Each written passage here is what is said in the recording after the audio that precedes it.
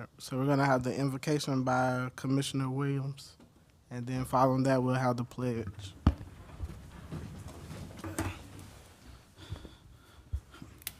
Let us pray. Most gracious God, as we come now to conduct the business of this CRA, God, we just ask you to lead us and guide us. And God, we just want to say thank you for yet another beautiful day, God. Even a warm day, God. We say thank you for that grace and that mercy. And again, we ask you for wisdom, knowledge, and understanding, God, that we can do what's best for the city of High Springs. Again, we say thank you. In your sweet holy name we pray. Amen.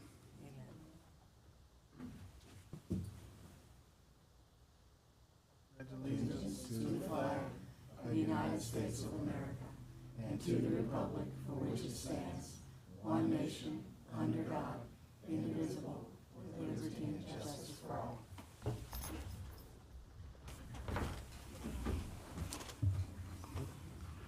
Okay, so approval of the agenda. I make a motion to approve the agenda. Second. I'm sorry, this is my this is my first CRA meeting. I was so nervous today. All right, so what do I say? Just ask for a vote. All those in favor? All those in favor say aye. Aye. All those opposed, same sign. Approval of the minutes from August 24th, 2023. Mr. Chair, I make a motion that we approve the minutes of the CRA meeting from August 24th, 2023. Second. All those in favor say aye. Aye. Those opposed, same sign. All right. So business item number 1, discuss and consider an act on CRA plan update.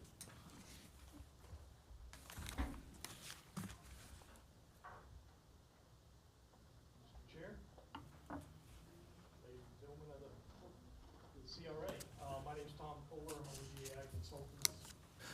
I think Ms. Weiss and Mr. Williams know me from previous meetings. What I wanted to do now is give you an update of the, well, actually I'm going to give you the plan, which is an update of the CRA. And then as a result of this meeting, if you so choose, to be able to approve it, and then you can forward it to your local planning agency, which is your Board of Zoning and Commission. And then we would then forward that to Alachua County. So let me go through this, and then feel free to interrupt me anytime you want. Okay, ladies, where am I pointing this? Oh, what, over here? Yeah, okay, there we go. All right, the original plan was approved in 1986. So, in fact, this is the plan that you're currently working on, quite frankly, is the 1986 plan, because it has never been formally updated. There have been items that have gone forward and so forth, but the plan it was never formally updated on according to Chapter 163. But several years ago, in 2021, you wanted a strategic action plan, which we did, and we basically have not. We wanted to build on that action plan. So the CRA plan actually codifies the action plan that was approved. And now we're following the formal procedures. Now that takes, and because we're in a charter county, we actually have to get Alachua County Commission approval of any of these modifications. We made a formal presentation 2 years ago with a strategic plan, and it was unanimously, I can't say it was accepted, but it was unanimously received, and they said, okay, we're ready for you to go forward with the formal update. So we have the 1986 plan. You had a subsequent plan a few years back before I came on board about extending your date to 2031. What we're asking for now is by Chapter 163, you actually have up to 60 years from the time you approved it in 1986. So we could, and what we're recommending to Alachua County, is we extend it to the maximum of 60 years, which would be another 23-year extension. Whether they go for that or not, I don't know. But if you don't ask, you don't, that's the point. They could just say, we'll go 10 years or 5 years or whatever. But right now, we're asking for the full 60 years. So, as I pointed out, the CRA plan, the strategic plan, which many of you spent we had a lot of civic time into that. We had public meetings, we had stakeholder meetings and so forth. So we just built on that plan. We didn't want to go back and reinvent the wheel. So the CRA plan update incorporates, the difference here is, if you recall, last year, you approved expanding the plan to incorporate some of the areas to the north here, and I'm going to go over that. And my associate, if you remember, Hannah, in fact, I think Ms. White's was very complimentary of Hannah. She's a lot prettier and younger than I am, so she deserves all of that. But that CRA, that updated, or that expansion of met the criteria for slum and blight. So the two things that we're asking for the county is, one, to expand the time frame, and two, the expansion of the area. Upon approval by the Alachua City County Commission, then the formal adoption process, it would come back to you, and you follow the letter of the law under Chapter 163, which is basically an advertising approach and having 2 public hearings on that. And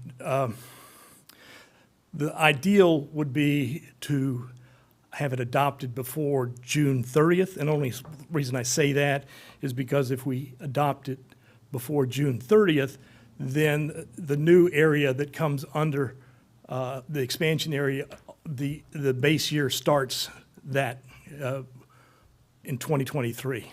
So whatever that base year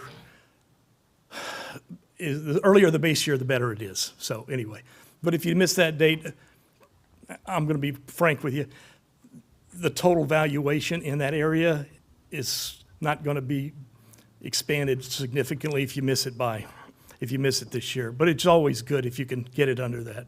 That gives you the best chance. So I'll go through this again. Where am I going? There we go. Can I ask you a quick question, sir, on the Yes, date? ma'am. Sure. Does that date include just what we would need to pass, or does that also include the county commission's approval? Once the county commission does the blessing, it's all in your control. Okay. Okay? Thank you. Yeah. This is just to refresh your memory of when we did the strategic plan. These were the elements. Bring the long-discussed rails to trails development to fruition. Determine the best alternative for redirecting the truck traffic off Main Street, if you recall. Invest in infrastructure that improves walkability, safety, parking, lighting, and enhances the appearance of downtown. Support catalytic private investments, prime the pump, whether it's through some type of facade program or other incentives. Establish a public-private partnership. I remember when we were doing our stakeholder meetings, we had different entities promoting High Springs, and the point was, can we bring that energy and those resources together to have a concerted focus on that. And then the last one was develop a master plan for all of the properties behind City Hall, and look at what the opportunities are there for a new police station. And again, those are all, we have done a facilities analysis, and I think we'll bring that back to you maybe next month. to go over that in some detail. Again, just a reminder, if you don't know, your lease with the post office expires this year. It's not your lease, it's the lease that person has. It's your property, it's their building. So that's going to be an interesting aspect of it, because the way I interpret that lease is you then own the building. Now, you may want to keep it as the post office, which is not a bad idea, but then it becomes your asset. It's not whoever the current owner's asset is. 30 years goes by, it was a 30-year lease, and at the end of 30 years, you end up with the asset. So that's something to keep in mind. Of course, that's not a CRA issue as much as it's just a city issue. And again, this was this is just a map of showing those. Oops, it went back. How do I go backwards? Or do I go backwards? There we go. This is just putting those 6 items on a map. The blue is a relocation, relocation of the truck traffic. 6 is the master planning of the site behind us. Number 1, I guess, is the, my eyes aren't what they used to be many years ago. Number 1 is the trail, so forth. So this just puts a physical location for each of those key projects. This shows you the red is what is the existing CRA, and the yellow is what we're indicating is the expansion area. And so it takes in much more, both sides of the railroad right away. It also takes in the old peanut mill, and it takes in all the way up, I can't remember the road up at the top, but yeah, you have a kind of a squirrely, you don't have A, B, C, Ds, and 3s. You got a lot of northwests and southeasts, and but I understand why, but it's just sometimes confusing. But anyway, that expansion area, and you adopted the finding of necessity, I believe, August of this last year. You formally adopted that it met the criteria, and it should, and so now be included in the updated of the CRA plan. These two just show you, this is what the existing zoning is for the entire CRA. For those of you not familiar, yellow is usually single family, red is commercial, and the blue is usually institutional, and then the gray would be industrial. That's the and the green is open space. This is your future land use in the expansion and existing and the expansion area. So again, we were very careful. You had an update of your growth management plan. We were very careful that everything that is being promoted or put in the plan complies with this. This goes back to when this is forwarded to your local planning agency, the requirement is for them to acknowledge or approve, not the plan, but approve that it is in conformance with your growth management plan. So you have the final say on what's in the plan. They just have the final say that, not the final say, but the recommendation that it is in compliance. If it's in compliance, then you feel good. The main difference between the strategic plan that we did before and this one is the emphasis in the last several years on housing throughout the state, throughout every community on the affordability of housing. And again, we aren't defining the affordability. People call it affordable, sustainable, workforce, whatever. That's up to the local jurisdiction to determine what what their criteria are. But it was important that we included the housing element in this, and particularly for the expanded area, because that has the potential of, you have a number of platted single-family and residential sites there that people wouldn't even know about because it's overgrown and the like. But based on what's out there, hypothetically, if the maximum density of 12 units per acre were applied to all 26 acres of developable land, we could get up to 312 units in that area. But again, it may be some are single family, some are duplex, maybe some are fourplex. We don't know, but that gives you the flexibility when you go forward for the development opportunities. Again, the average lot size is 100 foot by 150 foot, so they're good size. They're nice sized lots. And the average block size is what I call a traditional block of 300 by 300 foot. That's the old Spanish. When they put the grid system in, that's what they did at the 300. So part of this housing diversification is to give you the flexibility of putting in different typologies. Well, you can do that with your existing land uses as well in the existing neighborhoods. But duplexes either side by side or stacked. Let me see where we go here. The other thing in this area, if you've driven it, there are just a lot of roads don't have anything.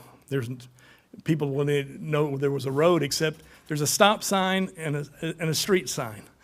Otherwise, they wouldn't even know there was a road there. So these are the roads that we identified that would be top priorities. And again, this would be based on if a development opportunity came forward and they wanted to move forward on it, then the CRA would be in a position to assist in some of the infrastructure improvements.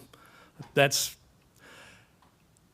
one thing I want to make sure everybody understands is this is the strategy and the game plan. This doesn't mean you have to pay for all of this. It just means this is part of, this allows you to leverage resources, whether they're private resources, they're grants, other types of resources that come to the table. But if it's part of your plan, it makes it easier for you if you want to, like I said, like a facade grant or an infrastructure grant that would run a sewer line down or a water line down a road if it wasn't there. So that's basically, also it would help you leverage other grants like a water management district grant or so forth if you're dealing with stormwater, if you're in a CRA that moves it up to the higher level.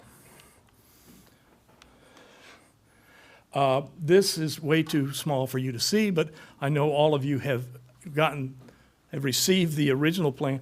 This shows you what our projections are for the increment. Should one, they only do 10 years, and then we did the whole 23 years, the increment over that 23-year period in a very conservative. We did a low, medium, and high projections, and this is a medium projection. It looks like a lot of money. I mean, $12 million over 23 years, but that's when you're talking about water, sewer, sidewalks, streets, which are infrastructure, that's not a lot of money. But hopefully, when we did the strategic plan, we showed there were other resources available to be leveraged. And then this is the capital improvement project. Again, we went back to the strategic plan and we showed what a 5-year and a 23-year allotment. If you wanted to, we put these numbers in there that it matched up with the strategic plan: economic development, a sense of place and appearance, transportation, access and mobility, civic and open space. And this is just the total in a 5-year thing of the resources that would be available. So where we are now, we have included in your whole plan, the last like 10 pages of it are your statutory provisions. They go into every plan in the state of Florida, but it gives you the redevelopment powers, duration of the plan, modification, and so forth. You can read those. And the legal description. We've already got the legal description for the expansion area. Oops. Don't know where the magic is here. So the next step, approve this plan as submitted. There's probably some, I know I've caught, it never fails. You have to print it before you see but I found 2 Scrivener errors that need to be corrected. But approve the plan and then send it to your LPA for compliance with the comprehensive plan. Once that is done, then we can submit this to Alachua County for their consideration of our recommendation of expanding the area and extending the time frame. Once they give that delegation of authority to do that back to you, then you will follow the Chapter 163, the process of advertising and then holding 2 public hearings and then formally adopting it. And then that codifies it so that now all those revenues go into the trust fund that's you've already got established. Okay. With that, I know that's a mouthful, but some of you have been part of this process for a couple of years. Mr. Chair, I know this is new to you, but I think you've got a pretty tight plan here, and we took a pretty conservative approach, and we're happy to answer any questions. I did have a question. Yes, sir. I know one of the biggest things on the whole plan is the rails to trails. Where are we in that process with rails to trails? That's beyond my pay grade. This has been, we put that in there because we've always known it's important, and it's been there, it's been part of community dialogue with the county and others for, I think, 10, 12, 15 years. But again, I don't have an answer for that. I know there had been discussions with Alachua County, and then the big issue is the railroad itself and some environmental mitigation options, if you want to call it that. Yeah.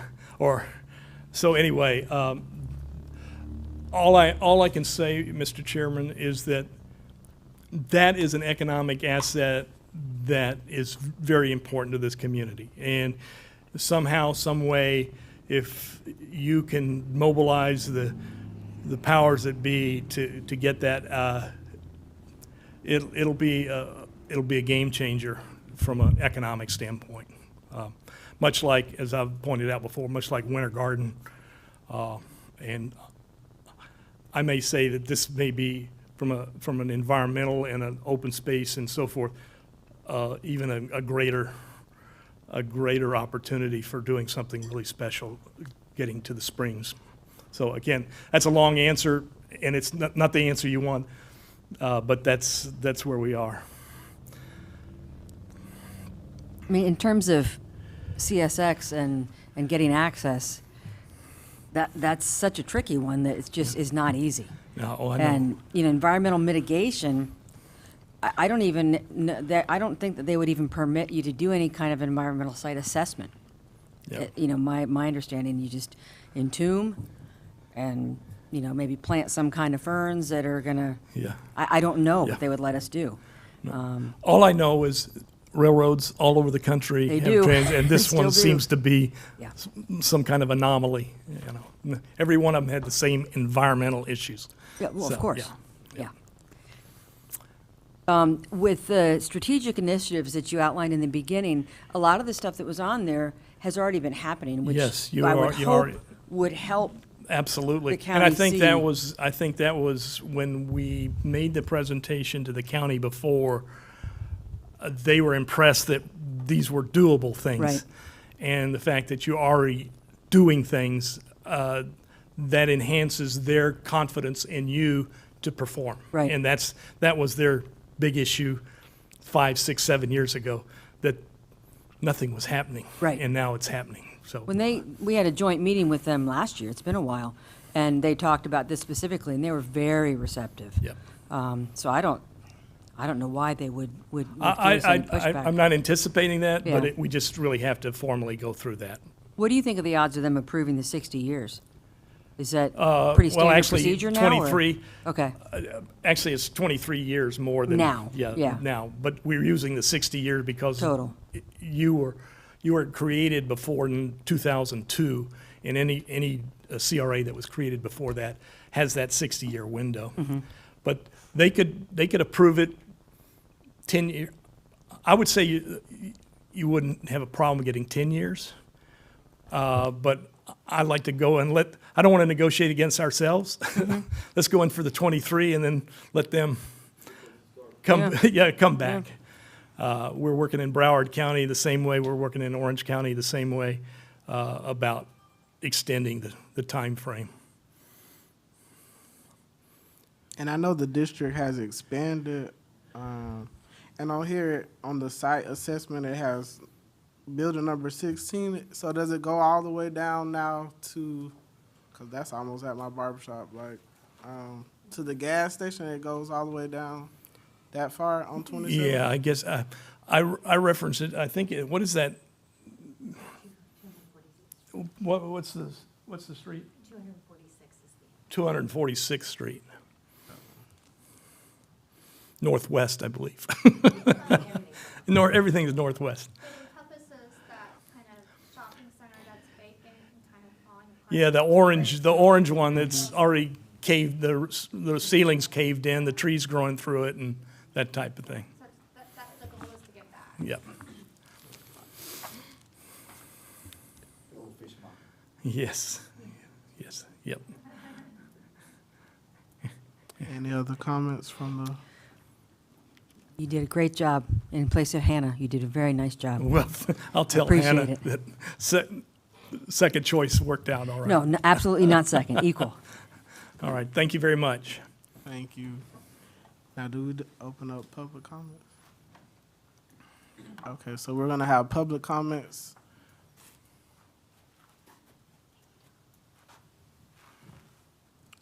Okay. If there isn't any, I entertain a motion. Mr. Chair, I make a motion that we move forward with getting the CRA plan updated and on the way to get into the county for approval. This is a great document. I second. All those in favor say aye. Aye. Those opposed, same sign. All right. Our next item is update on police station appropriation.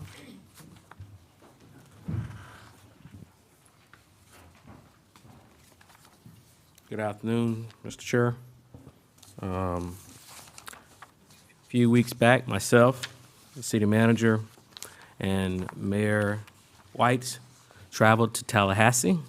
A few Gators went to Seminole Country for a good cause. So we did speak with the appropriation of both the House and the Senate, Senator Bradley and Representative Brannon, about the exploration of getting funding from the High Springs Police Department. We had very good conversation, and we felt very optimistic about that conversation. And so since then, we've found out through news through our lobbyist, Andrew, that funding has been somewhat preliminary obtained, 800,000 through the state appropriations or budget, and there's still a process. But to be into the game is a very good feeling, and we're very optimistic that we'll secure that funding, and that funding will be over the next 3 years. And so, but we're in a good situation to have that appropriated for our police department, and we're certainly looking forward to something that has been well overdue if we can get there and get out of that dilapidated building. But, you know, we're thankful for the work of the city manager and for this commission and for our state senator and our House of Representatives to get us there. So I'll take any questions and try to answer questions, but Mrs. Ashley is here as well to answer any questions. Is that something that we can ask them about on Tuesday when we're up there? Is I that think we appropriate, can. or should that be a separate conversation? I think if you're part of the Alachua League of Cities, it's probably best to let the league represent, their questions and opinions on the things that impact kind of everyone. Right. But if we have meetings, if we're lucky enough to be able to get into them one-on-one, I think that's totally appropriate. Okay. And so I think Andrew is going to be reaching out to see if we can. I know a lot of those are taken up pretty quickly for legislative days, and since we've already been into them, since we Yeah. went early, we're not 100% sure we're going to be getting, but we can definitely go and try. Okay, thank you. Thanks. Any other comments? No, this is fantastic. Thank you all for your hard work on it. All right. Thank you, sir. All Appreciate right, it. thank you so much, Chief.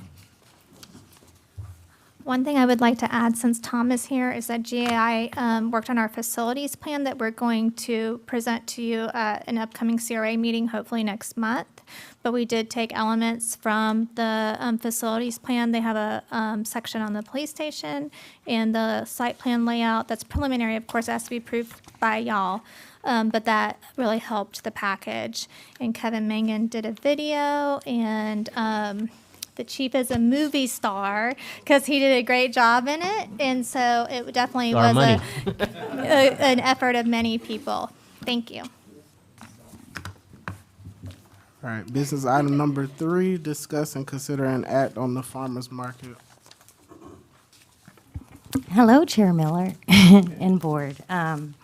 So as you guys know, we did a survey for the farmer's market. We had a workshop as well, and we also did a vendor survey. So I'm not good at this. Do I click it? He was supposed to. Yeah. So we're just presenting the results, and we'll let you guys decide what you'd like to do for the next steps. So we printed about 3,000 surveys. We ended up stuffing them in the utility bills and sending them out because we figured that was the best way to get them out to everyone, whether they visited the market or not. As long as they at least had a garbage account, they would receive a survey. With that, we received approximately we got 260 of those paper ones back, which was pretty good. And then we also had an online option, which we got 160 of those back. So these results are based off of the about 416 or so surveys that we received.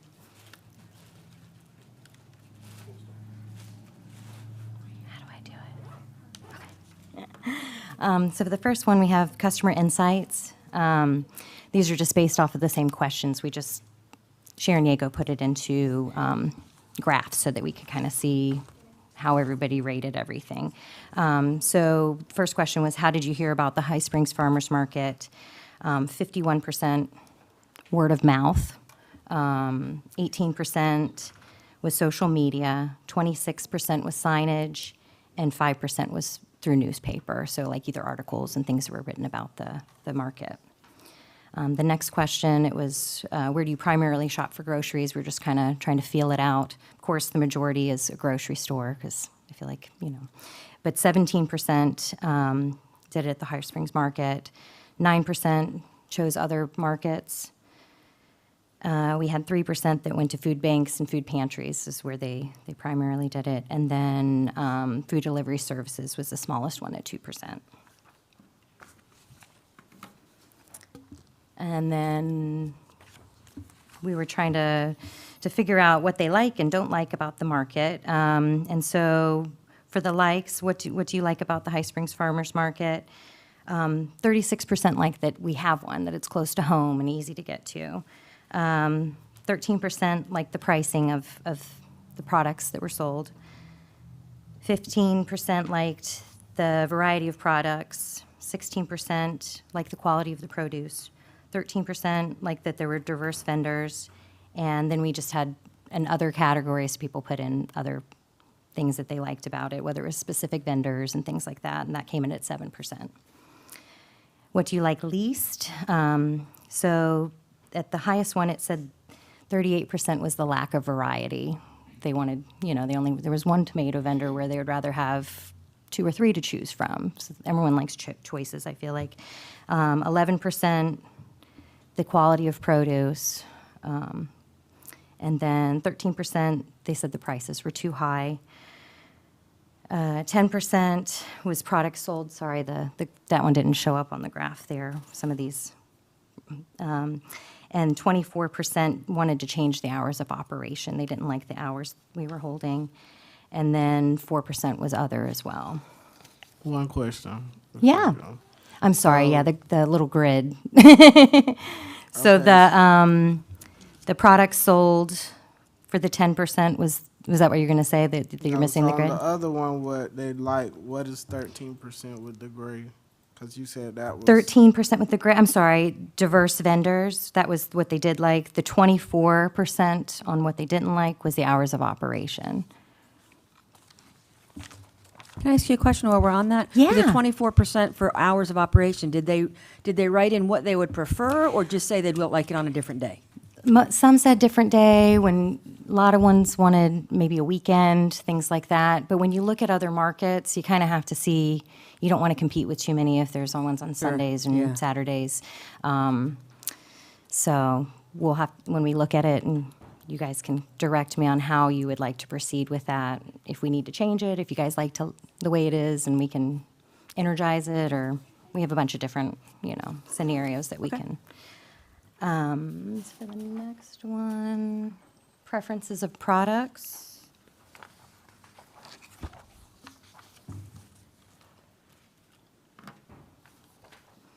Okay, how do you feel about the variety of products? 39% felt good about it. 30% fair, 19% excellent, and 12% thought it was poor. So the majority kind of seem like they're liking what we have. What items do you specifically seek to purchase at the High Springs Farmers Market? You can look at that. People go for vegetables and fruits and breads, with only, it looked like meat was not as high, 6%, and then handcraft goods came in at 10%, eggs at 9%, which I feel like farmers markets, you should have a variety of those things, but most people go for the fruits and the veggies, it's looking like. And what educational activities would you be interested in attending at the High Springs Farmers Market? Because we were thinking of opening it up to more than just walking around and buying things, like maybe having cooking demonstrations, gardening. So with that, the gardening demonstrations won out at 29%, cooking demonstrations at 22%, and those could be done with products bought at the market. Crafts at 17%, children's activities at 10%, beekeeping demonstrations at 13%, and fitness was at 9%. And then how much would you be willing to pay for educational activities at the market? Most people would participate only if it was free. It was that 34%, or if it was $5 to $10. So if you kept it low, I think we would get quite a few participants. 17% weren't interested in activities. They just wanted to go and shop. Yeah. Another question that I had, because the gardening demonstrations are so high, did we think about reaching out to the garden club? Yes, yeah, I've already spoken with them. They're going to help with the planters throughout town in spring to replant them, so I'm sure they would be willing to participate in the market as well. But that would definitely be a conversation I'll have to have with them, but I don't see why they wouldn't. So with the loyalty, this is where I think this is the real tell of what we need to focus on for the market, because how familiar are you with the market? 43% people were familiar with it. 42% were somewhat unfamiliar, so they're not really going to it. Somewhat unfamiliar was the 7%, and then completely unfamiliar. But even with those being unfamiliar, they don't come very often, they still took the time to fill out the survey. So I think that that's a real tell that they would like to have a thriving market that they go to. In the past year, this is another tell for us. How often do you frequent the High Springs market? And every week, it was 18% of the people that filled out the survey go every week. 1 to 2 times per month, that was 20%. Every other month was 12%. 1 to 3 times per year was 29%. And 21% of I do not shop at the market at all. So from this, over half the residents that received the survey aren't attending the market regularly or at all. So with this, I guess the next steps are for you to let us know what you would like us to do. We can go in any direction that you'd like. I just thought it was a good place to start. It's something telling that we've had a market for 20 years that's still thriving and are still alive, because a lot aren't. When you start doing the research, they're dying around us. So we have some options that we can pursue. We can keep it the same. We can energize it and update it with signage and different options based on the survey results. RFP it if you'd like, but it's kind of up to you as the next direction as you'd like me to take. I don't know if I'm allowed to ask this question, but what is your recommendation for what the market should do? I think we should energize it. I think we need new signage, maybe have some fun events, get some music. It seems like the day might be working. I know that at one point that was maybe a thing we might need to change, but the numbers are coming in for this year, and our revenues are actually, we're making money off of it so far, which is, I wasn't sure, because in previous years it's been up and down and, all around, but currently, and I feel like as long as we break even, I'm happy with that, but making money is always good too, but as long as we're able to sustain it, that would be my recommendation, is to boost it up. I'd like to add something. I think one thing that we definitely need to do is take the results of the survey and update our rental agreements, update our contracts. I think that we need to decide on kind of what you want the mix to be. One of the decisions that we need answered are, we do have more than just, fruits and vegetables and stuff. And so I think what came out is that they do want more kind of produce and farm type of things, They want, the olive oil, they want the specialty foods, the spices, the bread person. So if we, focus on energizing it, I think we need to lean more that way. And I think we need direction on the other type of things that are at the market. Do you want them to remain? Do you want us to, do you want us to go after those type of things too? Like, what do you want the mix to be? It does take time and energy for the city to spend on the farmers market.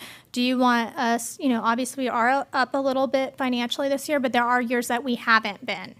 And so do you want the city to continue managing it, or do you want us to RFP it and see what's out there and what they can do for us, and then come back and based on RFPs decide if it's better to privatize or if it's better to continue doing it ourselves if you want us to do it. So, I mean, there are some things that we definitely do need answered by y'all. So is Ms. Carroll no longer running the farmer market? No, she's still there. Okay. I didn't even know that privatizing was an option, but for my mind, in terms of the day of the week, it's so hard for you to have it on a Friday because nobody's working on Fridays. That's why we were looking at it. And, you know, I know that Ashley said that you guys looked at all of the different areas and who's having them on what days, and that Wednesday might be a good fit. Do you get the sense from the vendors that that would work for them if we moved it to Wednesday for them? Because they may be It's tied been up a- with other ones, I don't know. Yeah, it's been a mixed reaction on that. And then also with customers as well, it seems Wednesday's a hard day based on the survey. I'm Really? Going off of the survey. But it's up to you guys as to what you would like to do. I mean, if we got more than 450 responses, even if they said, I don't ever go, it's still something that's important, I think. That's a pretty impressive rate of return. Yeah. You don't get that kind of, most people are not going to take the time. So that alone, to me, says it's important to the community, Yeah. even if they don't go. Exactly. I like the idea of, mixing it up a little bit, bringing in some different stuff, having it be homegrown, homemade, people who make breads, and I would love to go buy fresh bread. Right? You I know? know, yeah. So keeping in the theme of it being, from the heart and from people's homes and their farms, that would be what I would be supportive of going forward with. But still thinking about changing it to a different day, because I think it would make it easier for you, too. And for the whole city, because if they have an issue on a Friday, who do they call? It's just Carol out there by herself. And I don't know if she has resources to help her. So, Any more comments? I'm a fan of an RFP to kind of just go out there and see what the options are. I like the idea of just a revitalization to really look at it. What are our options here? Let's, sink a little bit into it as well and spice it up and get it where it wants to be and where you want it to be and where the citizens want it to be, because they're spoken. So I think we need to take exactly what they've told us and give them what they want. Okay. Chair. So what's the most popular market in the area? In the area, well, people are loving Hale. That came in, I mean, it's a beautiful market. I don't know if you've traveled out that way. There's quite a few around here. I know that more are popping up in other places, but that's the one I kind of like the model of it. Hale. So what are Hale doing to get the customers to come in? I'm not sure, not sure. but we can research it. Yeah. We can try to figure out Ain't no sitting trying to exact- reinvent the wheel. See Yeah. what other farmers markets are doing, what's selling at their places, what's the best date, time, and kind of do your research and I see think what's working taking out there. demographics would be important into account there, too, because that's a very different demographic in Hale. Yeah, I wonder what it is that they sell that really is popular. Yeah. yeah, If it's bean curds, that may not fly out here. I don't know, yeah. So what about the one here on 441 going into Oh, that Canton? one does well too. So Yeah. what do they sell there? They sell everything. You can buy plants, and they have a lot of different variety. So you sell plants and Yeah, produce. They have all kinds of different variety of things.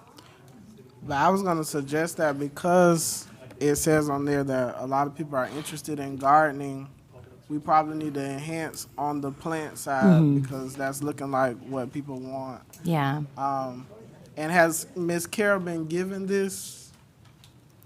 I don't think so. No, I've gone Because I over it think with this her a would little be bit. im- I did go I over think it this with would be her. important for her to have, so she would know how to move forward. Because I have to give Miss Carroll, she is doing a great job with the farm market. Since I've been living here in High Springs, it does have a steady customer base. So I think this would help her know how to maneuver forward in making it better as a whole. That's just my personal opinion, but.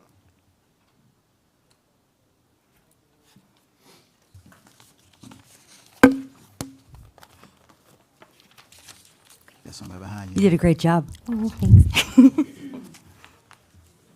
I would like to say, we have a lot of people asking if they could have it in the mornings, because their kids are at school and they don't have to worry about it. And we have quite a few that ask for it in the morning. Okay. So that's all I have to say about that. Any more comments from the citizens?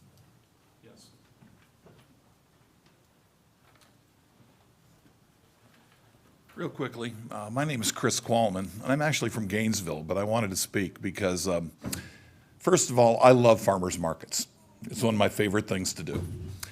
And I came to this farmers market in the summer of 2021 because I saw an advertisement, well, actually it was something on Facebook that Santa Seri put on. I didn't know Santa at the time. And I saw this thing. I love rocks, okay? I've always collected rocks. I'm not a huge rock aficionado, but I love them. So I saw this thing that she had posted, and that's what drew me to the High Springs Farmers Market. And I'll tell you what I did. I saw her booth. It was great. And I bought a couple of rocks, and then I went to Gail's booth. I bought some stuff from Gail. I went to Bambi's booth. I bought some bread from Bambi. I think I went to Carol's booth and bought a couple of tie-dyed shirts, and then I went to someone else's booth and bought some produce. And that's the way it works. And I want to blow Santa's horn because at the time I worked for the Meldon Law Firm, and we every week do a televised podcast. And as I was talking to Santa for the first time that day, she was such a great ambassador, not just for the High Springs Farmers Market, but for the city of High Springs, that Jeffrey Meldon invited her to come on our podcast to talk about the city of High Springs. And she did. And she was great. So I know for a fact that since then, or even before then, she has been doing the advertising for the farmers market. She does a weekly advertisement that goes all over social media, gets huge reach. So I don't know if you're all aware of that.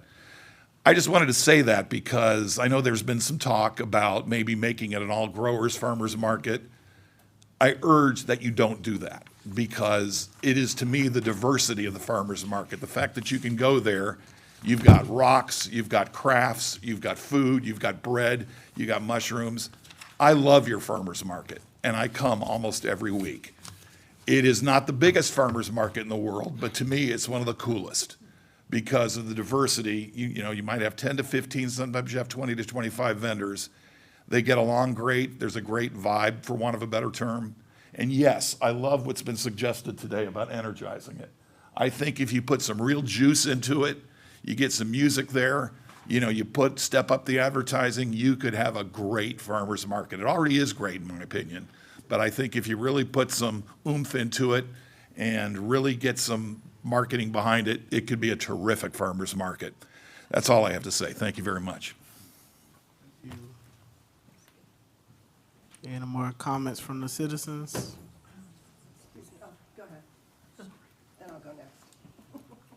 Hi, I'm Gail Rosenboom. I'm a vendor at the market. And the one thing I wanted to bring up was you're talking about having it on a weekday. Because it's a Friday and goes into the evening, we get a lot of visitors. We have regular people that come up from Gainesville because they can make it after work. But we also get all the people that are up here going to the Springs that are on vacation. They get veggies to take on their camping trips. They come and they buy gifts. Friday night works well for just about everybody, and most of the parents with kids are bringing their kids with them. I have a big bowl of candy for the kids. I do the market for the kids and the dogs. And they come running, they know who's going to be nice to them and who isn't, but they're there, and that's energy. That's a good thing. It's not unruly, they're not it's not a ruckus, but we've got a pretty strong customer base. Granted, we need more growers, and nobody can deny that.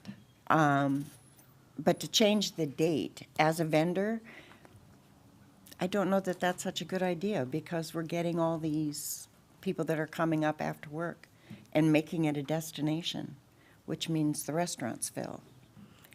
You know, the hotels fill, and anything that brings prosperity to the city is a good thing for all of us. So that's it. Thank you. Sorry about that. Hi, everybody. I'm Sharon Yago. I was your consultant on the farmers market review. My contract was terminated. Thank you, Commissioner Whites. I appreciate that. I would like to say something to this group, however. I started this market in 2000. We opened in March of 2001. And in 2005, we did a survey, and the market generated $250,000 for its farmers in 2005. We had 20 vendors, and we generated $250,000 a year in sales for farmers. This commission refused to allow crafts at the market. It was solely farmers, and we made that money off of with the farmers. During the survey, the only farmers that returned surveys, which were very few, said they never made more than $5,000 a year at the market that is being managed now. So please do not fool yourselves into thinking that you can keep the same management and the same strategy and recruit farmers. They're not coming because you're not feeding them. Everyone that's spoken so far has spoken on behalf of the crafters, one of who does not even make anything and is in total violation of the market rules at this time. But she's one of the most popular vendors in the market and a friend of mine. What's she in violation of? She doesn't make anything. She grows that she Point of sells. order. She doesn't make anything. We're gonna stay respectful. Oh, absolutely. I totally respect Santa, and this has been a 6-month conversation that we've had since I was hired as the consultant. I just want you to understand this is not an easy fix. There are a lot of problems. There have been management problems at this market for 10 years, and a lot of it has to do with lack of oversight, lack of concern. It's true. It's just. It says, Commissioner Williams has said before, you're kicking that can down the road, and you guys have kicked a can down the road for this market for more than 10 years. And that's why you're in the crisis that you're in. Now, I agree that these people are making money. There are 6,000 residents in this town now. When we started the market, there were 2. So of course they're going to be making money. They're making lots of money, I imagine. I imagine there's a constant because there's nothing else to do. There is a need for a craft market in this town. I agree.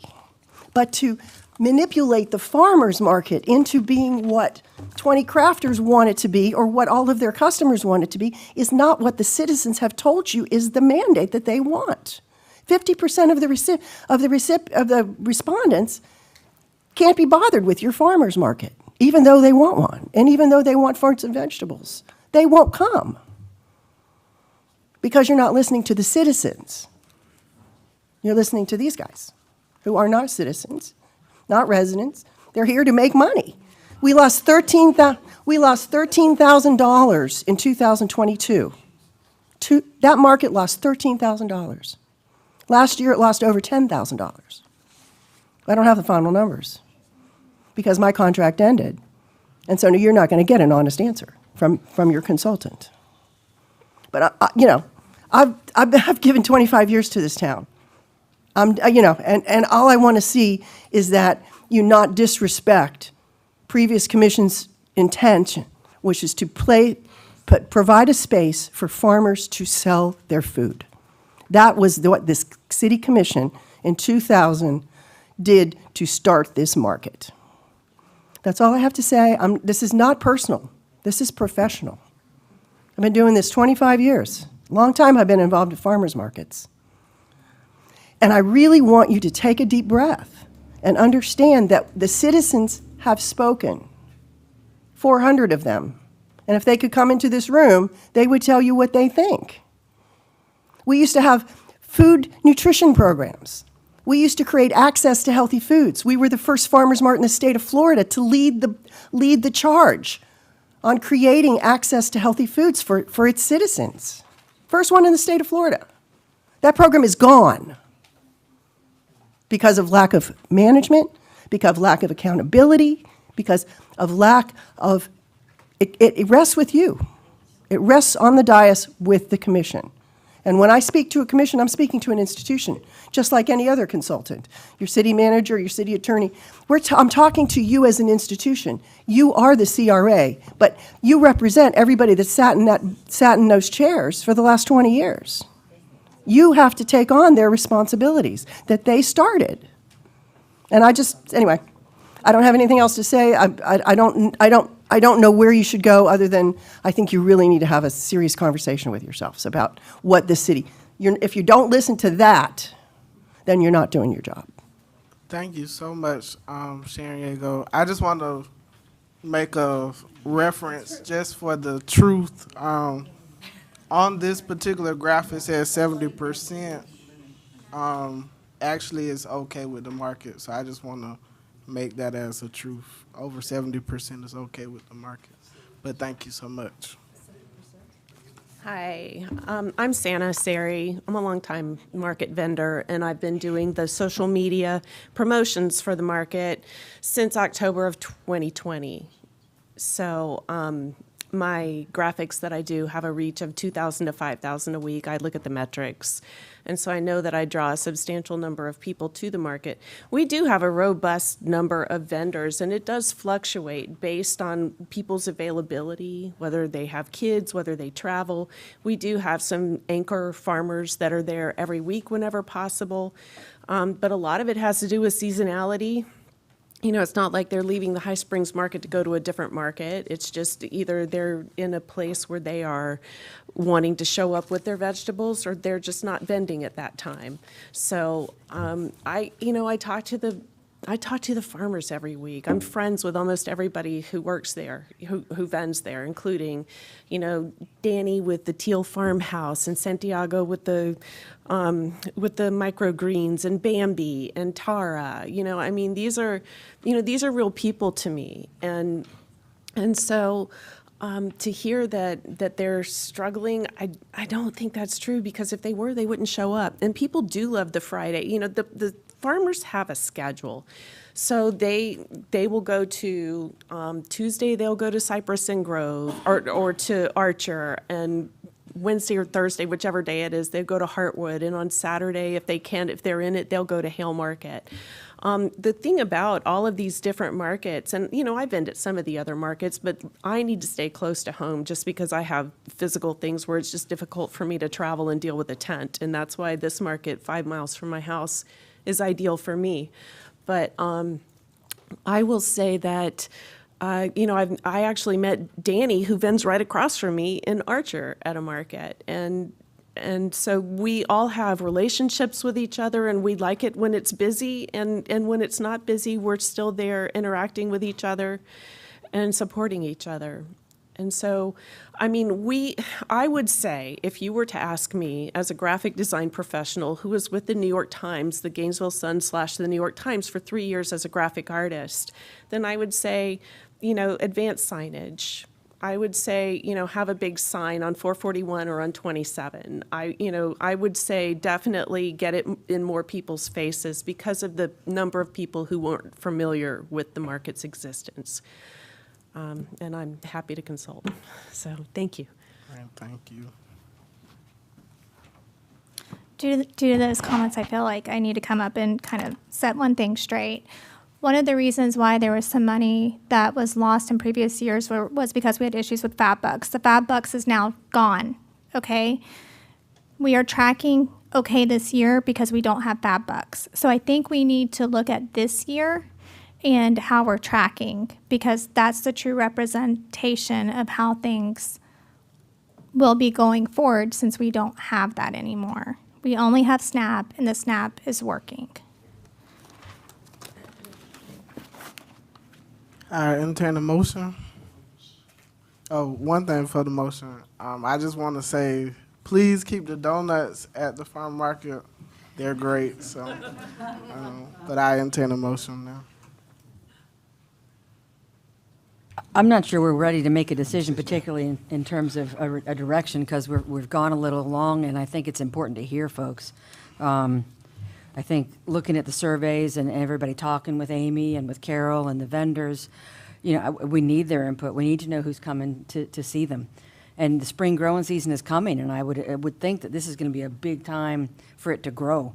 Aside from augmenting the signage, I think that's a great idea, and I assume that CRA has budget to do that. I'm not a graphic artist, so I can't help at all, but I just don't know if, I don't feel like for myself, I've got sufficient data to make any kind of recommendation other than, let's talk about it, let's have staff make some recommendations, see what Carol says, because she's the one that has the relationships with all the vendors. We heard Sharon say that mornings would be better. We heard, vendors say Fridays are good. We've got to get more, I think, solid input before I feel like we can make any kind of recommendation. Yes. I think we need to come up with a plan. How we gonna get there? All this back and forth at one another. We'll get nothing done. Sit down intelligently and talk about it and see what kind of plan we can come up with to make the farmer market work. It can be done if we work together. I know it can be done. So I think I'm not in favor of voting tonight either. Communication. It works. So we're gonna table this issue. If we could table it till the next CRA meeting, pending, Amy getting with Carol and getting us maybe some more. I love the fact that vendors came, because that gives me a perspective that I don't have. And I love fresh bread, just sidebar. But that's just a select vendors. I want to hear from the farmers and others, not just one group. Not one group, because all you hear is on one side. We need to hear all sides. That's what I need to hear. All those in favor of tabling it, say aye. Aye. All those opposed, same side. The chair report, I don't have a report. I just want to thank Amy for this CRA meeting, and we're looking forward to the next one. Staff report.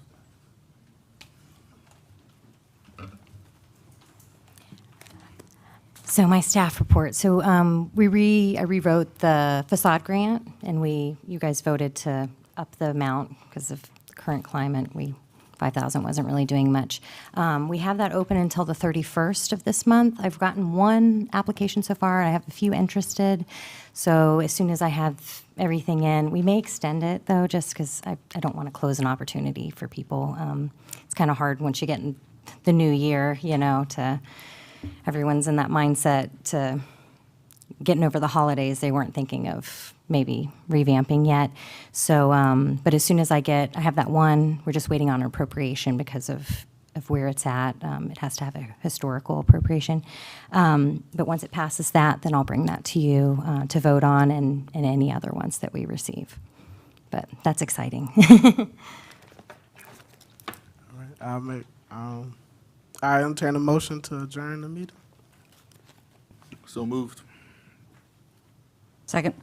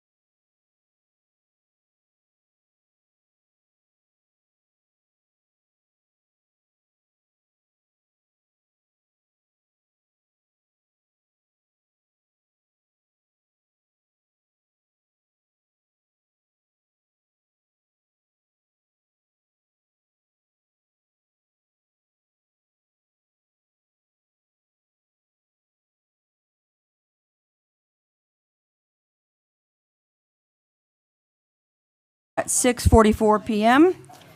Roll call, please, Madam City Clerk. Mayor White, Here? Vice Mayor Grunder, Here. Commissioner Miller, Here. Commissioner Williams. Here. Right. We will have our invocation tonight by Pastor Greg Waltermeyer from First Baptist, followed by our Pledge of Allegiance. Shall we pray? Heavenly Father, we come to you and ask your blessing on these proceedings, and we specifically ask for wisdom, for clarity, and for unity for the people of High Springs, and we thank you for that in Jesus' name. Amen. Amen.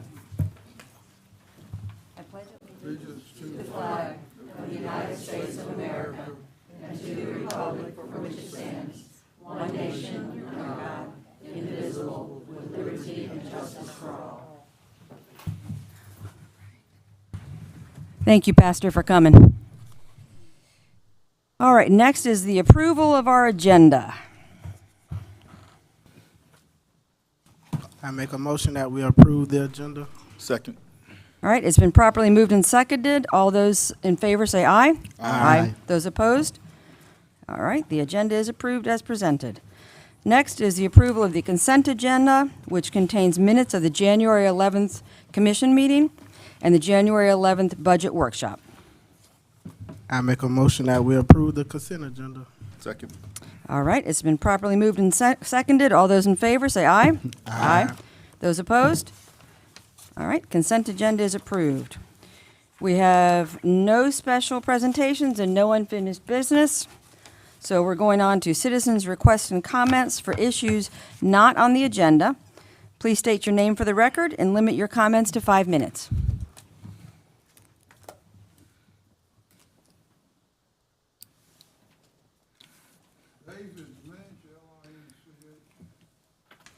I want to speak to 3 different topics tonight, if I have time.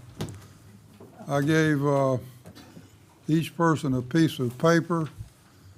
It says that, according to the World Health Organization, alcoholic beverages kill 8,000 people each day worldwide and account for 5% of the world's disease burden.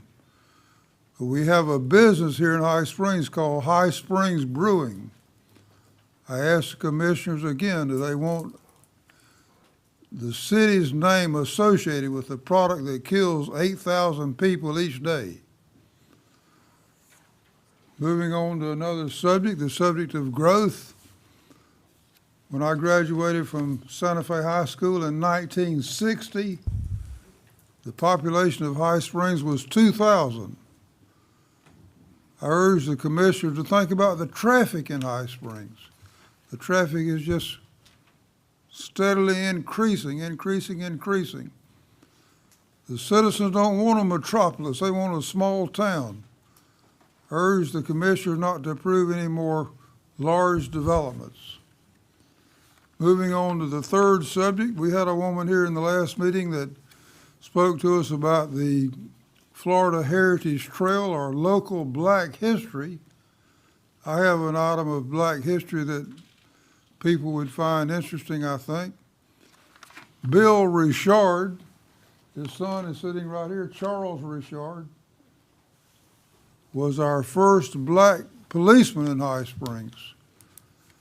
And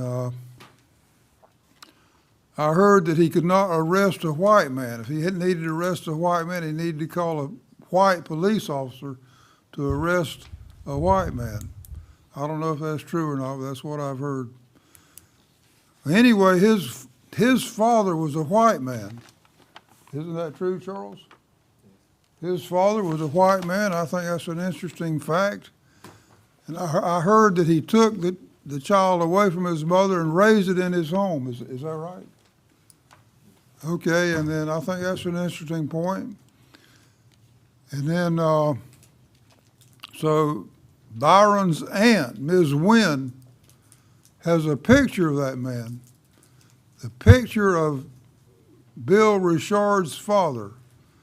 I suggest that would make a good picture to go into the African-American room in the museum. So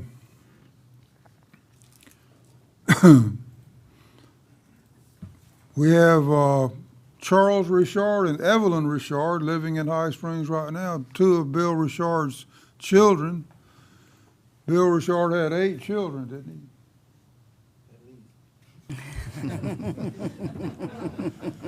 So I know of 2 of them that are living in High Springs right now. So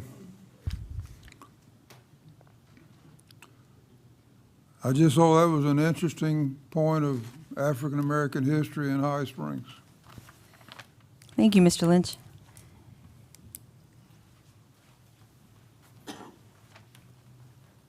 Julie Tapia Ruano. It's Bridlewood, but not quite Bridlewood, so it's our concern with the our road, 222nd Road.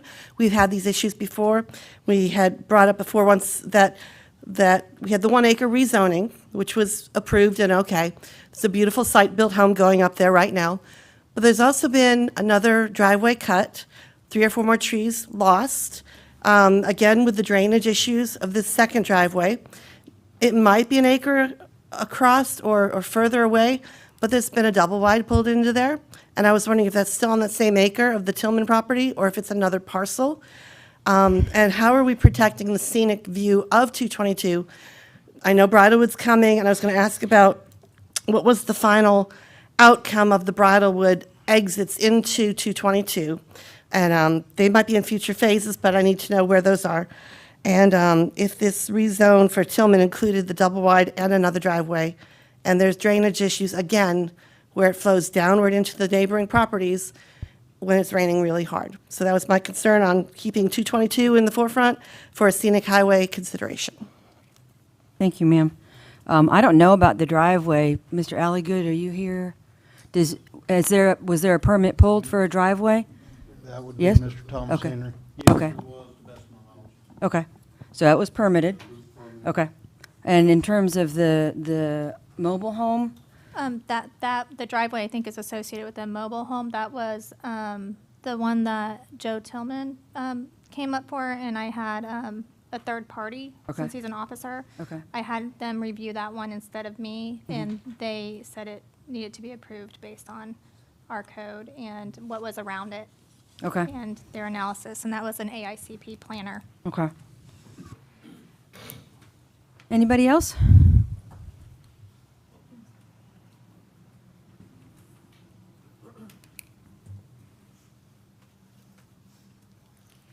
Hi, my name is Joanne Tremblay. I want to address the Bridlewood community. Should we wait for that until we're talking about that? That's on the agenda tonight. Okay. So would you mind waiting until, it'll be coming up in a bit, if that's That's okay? And Ms. Tapio Ruano, I think we'll make sure we ask your questions about the points of ingress and egress, because I don't know the answer for sure. Anybody else? All right. Commissioners, do you have any response to any of that? All right, we'll move on to new business. Item number 1, discuss, consider, and act on Resolution 2024A, a resolution setting the election to fill City Commission seat number 2 in the City of High Springs, designating the election for the 26th day of March, setting the qualifying period, setting the qualifying fees, and providing for an effective date. Angela, do you want to take this one, or I don't know who takes this one? It's just what it says, setting the qualifying date for February 5th through the 8th. February 5th and for the then 8th? Setting the Okay. election for March 26th. Okay. And we have confirmation from the Supervisor of Elections Office that we'll have machines And it will be March 26th at both precincts. at both precincts. At both Okay. precincts. Okay. Any questions, gentlemen? Does anybody from the audience have questions about setting the special election date? All right. I guess I'll entertain a motion. I'll make a motion that we accept the date and all the qualifying that needs to be done.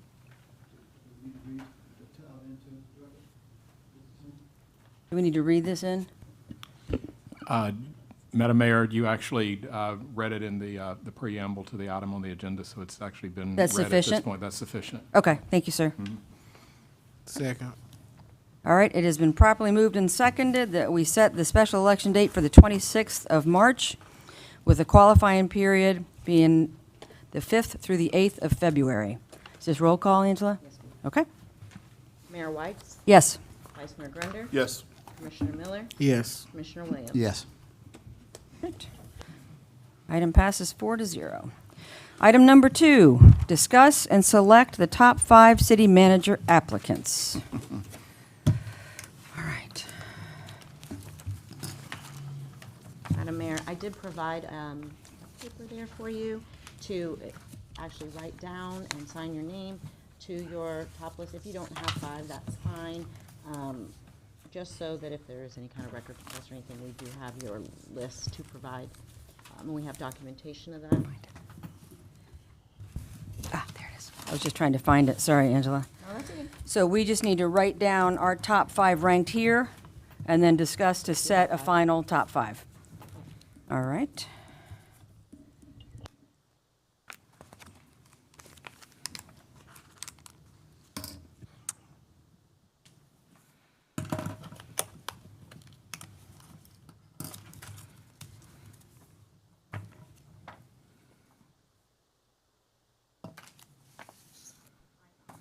Also sent out an email earlier that the Elman Garner did withdraw his application. Sorry. He has accepted an offer with someone else, so he did withdraw this afternoon. He was my number 1 pick. Sorry, I apologize. Okay. Well, that's okay. I had a tie for 5 and 6, so that breaks that tie. I'm just going to renumber then because I had already written his name down. That's unfortunate. Okay.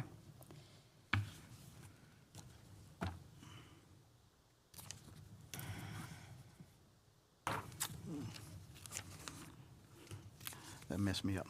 Right?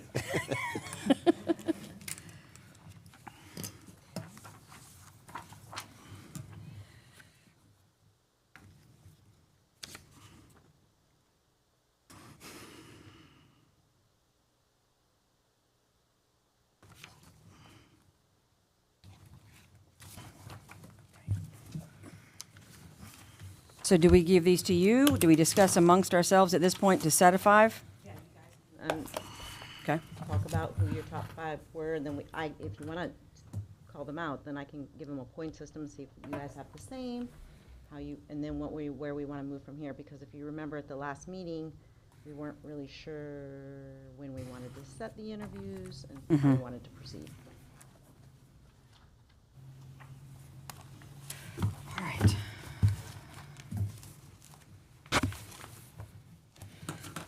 Where do we start? Commissioner Miller, you want to go? My number 1 was Timothy Day. Okay.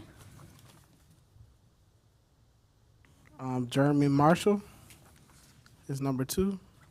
3 was Amanda Rodriguez. 4 was Carl A. Brown. And 5 was Carl Dixon. What was your second one? Jeremy Marshall. Commissioner Williams, you want to go? Oh, sorry. My first pick is Fred. Second pick is Timothy. Which one? Timothy. Yep, got it. Third pick is Jeff. Fourth pick is Jeremy. They messed me up. Carl Brown.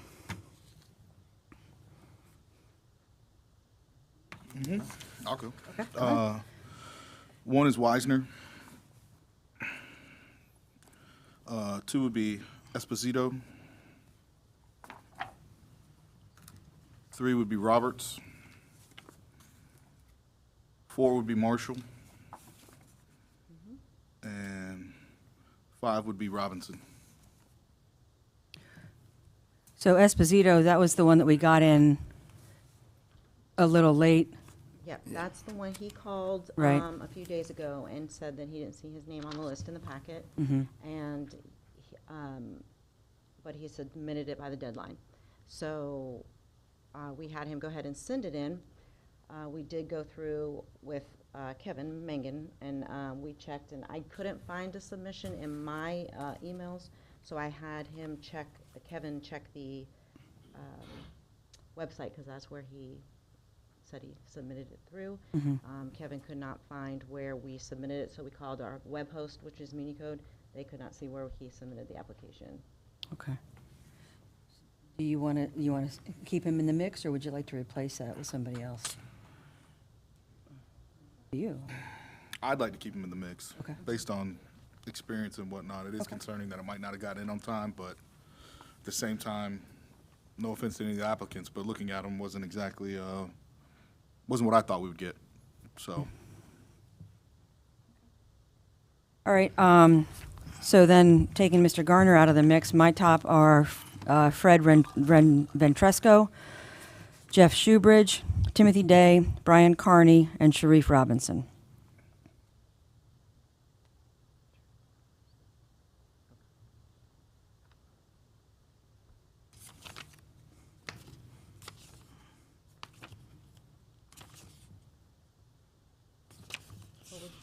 What was your second one? Jeff Shoebridge. I got it.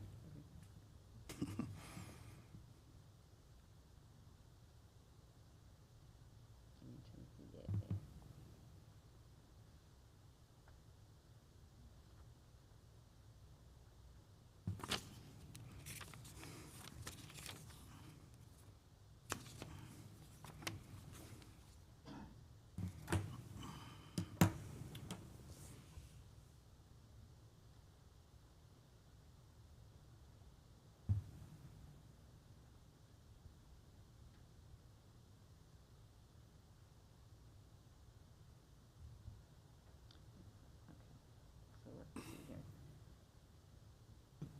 2, 9, 10, 12,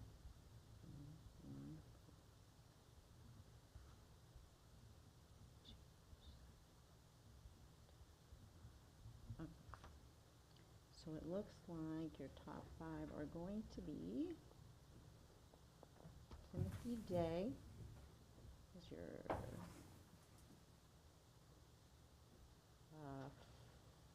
Fred Ventresco,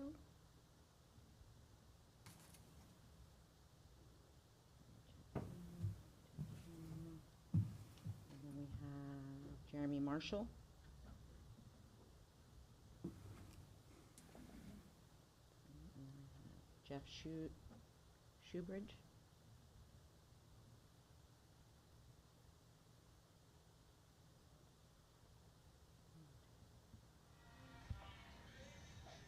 and David Weisner.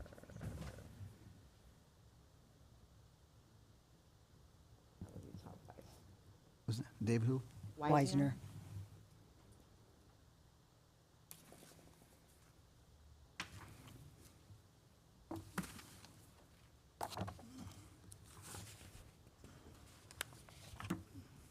That's a pretty clear, I mean, in terms of whatever matrix you've got there, we've got no ties, no, We had ties, but it's lower down.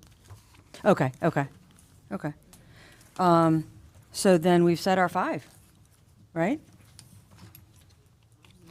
I know, I wasn't expecting it to, And what I did was, if it was your number 1, your Mhm. top pick will get a 5. okay, Okay? Mhm. And then number 4 would, backwards. Gotcha. Right? No, that makes sense. So, and I put them in each column, Mhm. and then I added them across. And Perfect. So those are the ones that came up with the top 5 numbers. Okay, It great. was 12 points, 10 points, 8 points, 7 points, 5 points. Okay. So then the next thing we need to do is set up a day for interviews. Is that correct? Yes, how you want to proceed. You know, we discussed waiting till after the election. So just, and that process may take that long. I don't know however you want to proceed. Mm-hmm. I just need to know how to contact them and let them know. Can you do me one more favor and name that list again? Yes, sure. It is Timothy Day, Fred Ventresco, Jeremy Marshall, Jeff Shoebridge, and David Weisner.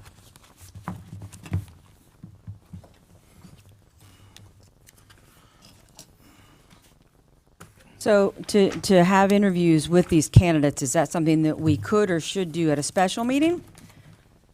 I mean, would it, because I expect it would take some time. We'd need to come up with questions for you so that you could compile the questions. But then we'd need to know when they are available. I don't know how many of these gentlemen are local. I know some of them are fairly local, but not High Springs local.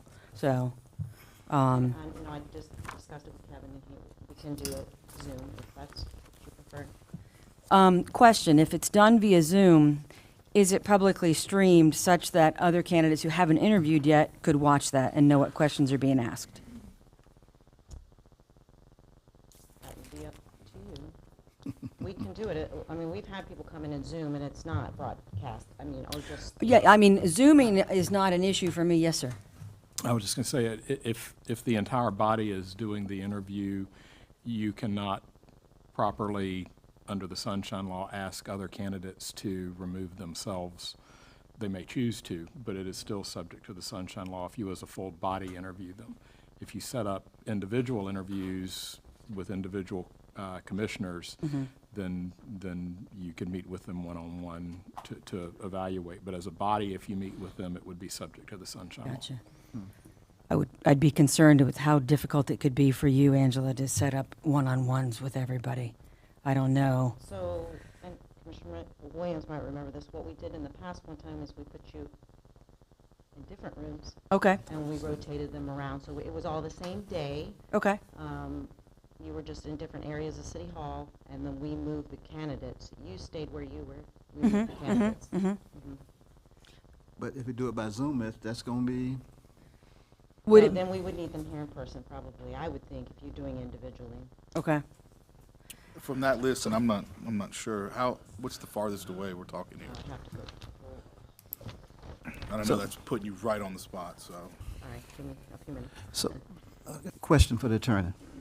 So the interviews is considered as a commissioner meeting?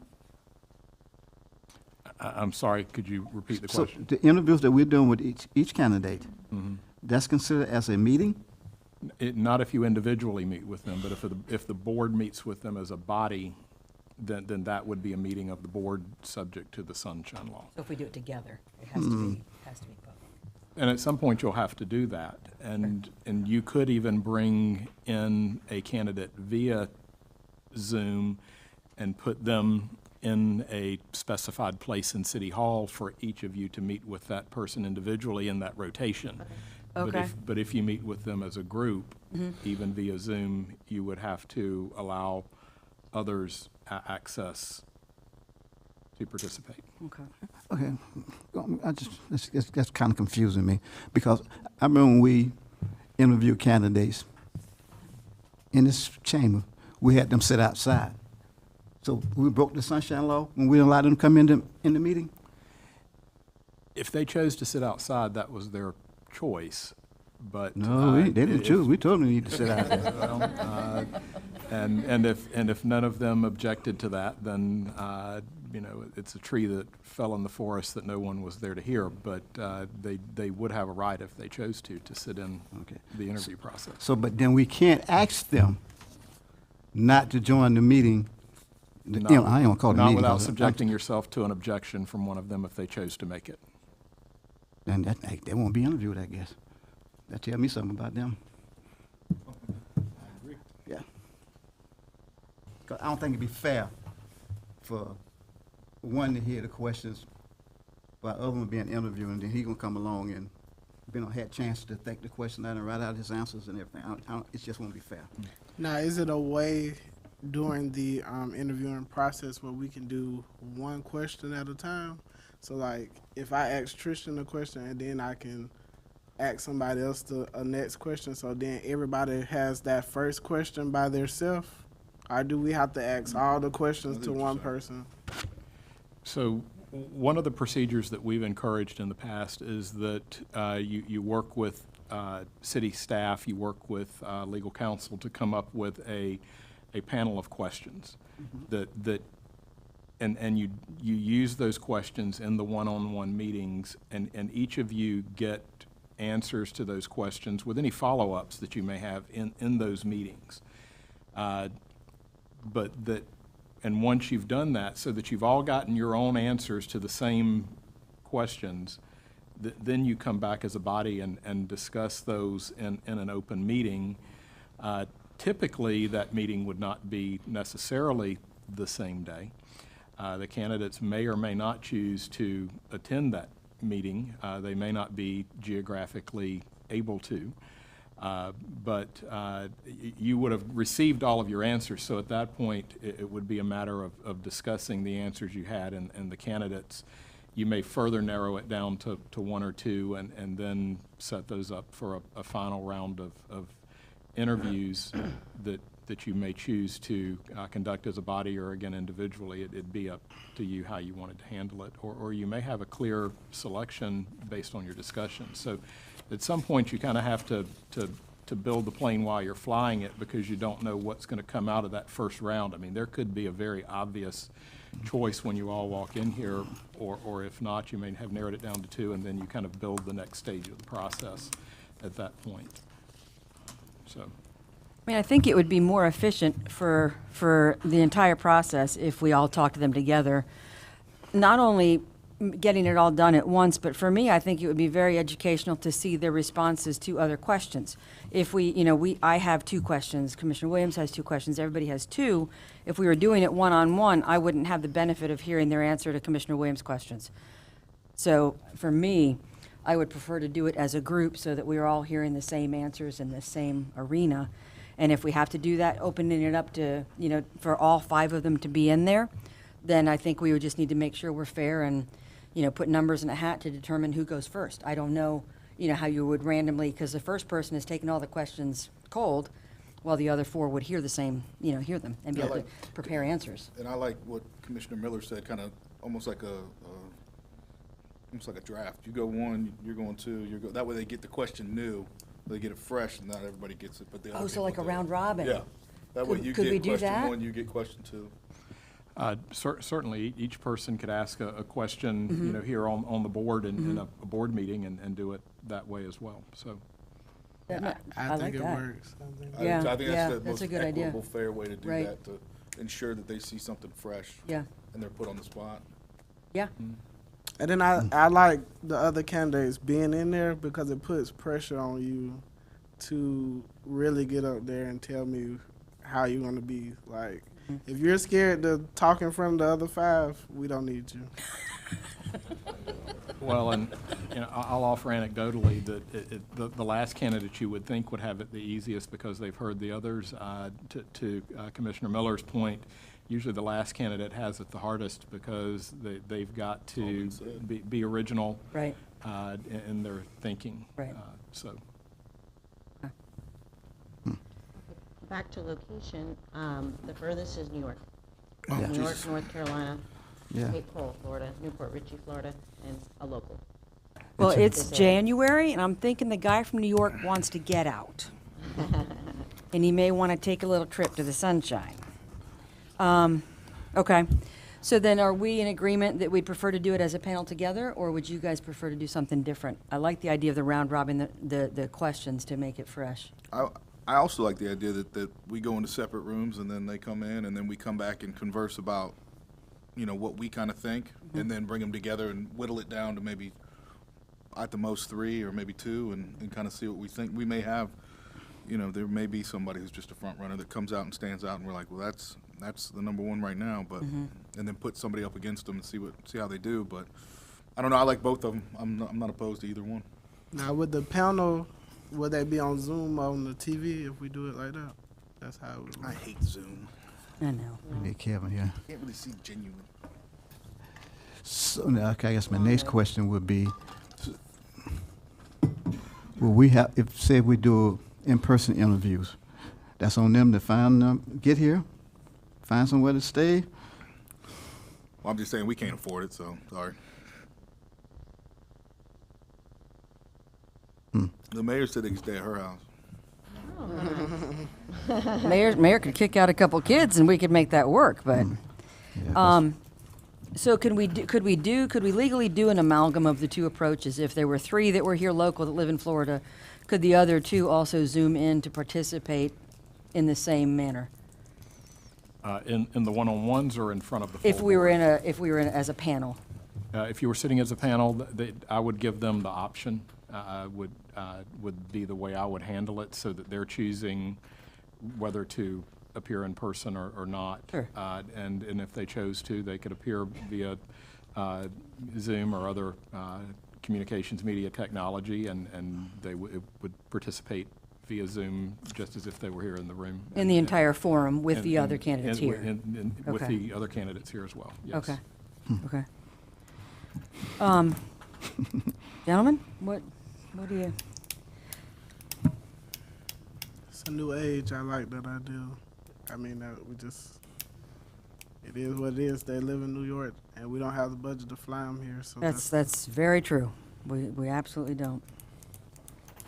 So could we do a panel of questions, Angela, and then if we whittled it down to 2, do one-on-one at that stage? Would that be acceptable? Yes, you could do But, it. but we all have to ask the same questions of each candidate. Well, you don't have to. We just, I mean, in reality, if you're wanting to really be, if you're wanting to compare apples to apples, Sure. you're going to try to get the same, ask the same questions and allow them to respond to it so that you can compare their responses. Right. And so, but legally, you don't necessarily have to, and we understand that follow-up questions may not always be uniform, but the base set of, 15 or 10 questions, Sure. Ought to be the same, so that you get the ability to compare candidate to candidate. Mm-hmm. So,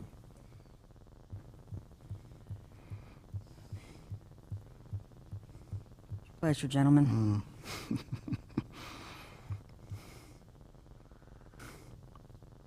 Now, are we making a motion of when Well, we're we need to going open it up ask? to comments from the audience too, in case anybody has any questions or comments as well. I mean, if they want to have any input. No, I just want to know, are we talking about the date too? I think we're talking about the format and then trying to set, I don't know if we could set a date until Angela or Jamie was able to reach out to them in person to see what they were available to do. Do we have to set that date in a commission meeting? For the setting of a date, that's one of those rare occasions where staff can reach out to members of the commission and actually poll you and find out what your calendar Okay. allows so that Okay. you can come to a meeting. So if the candidates are interviewed and it's narrowed down to 2 or 3 dates, then at that point, staff could reach out and say, these are the dates, which ones work with your calendar, and Okay. then pick the one that works best. And then give sufficient public notice to Correct. that public meeting? Correct, and Okay. then provide all the sufficient notice as you otherwise normally would. Right, okay. So I got another question. So we'll be breaking the sunshine law. Okay, Fred, you come on at 2:00.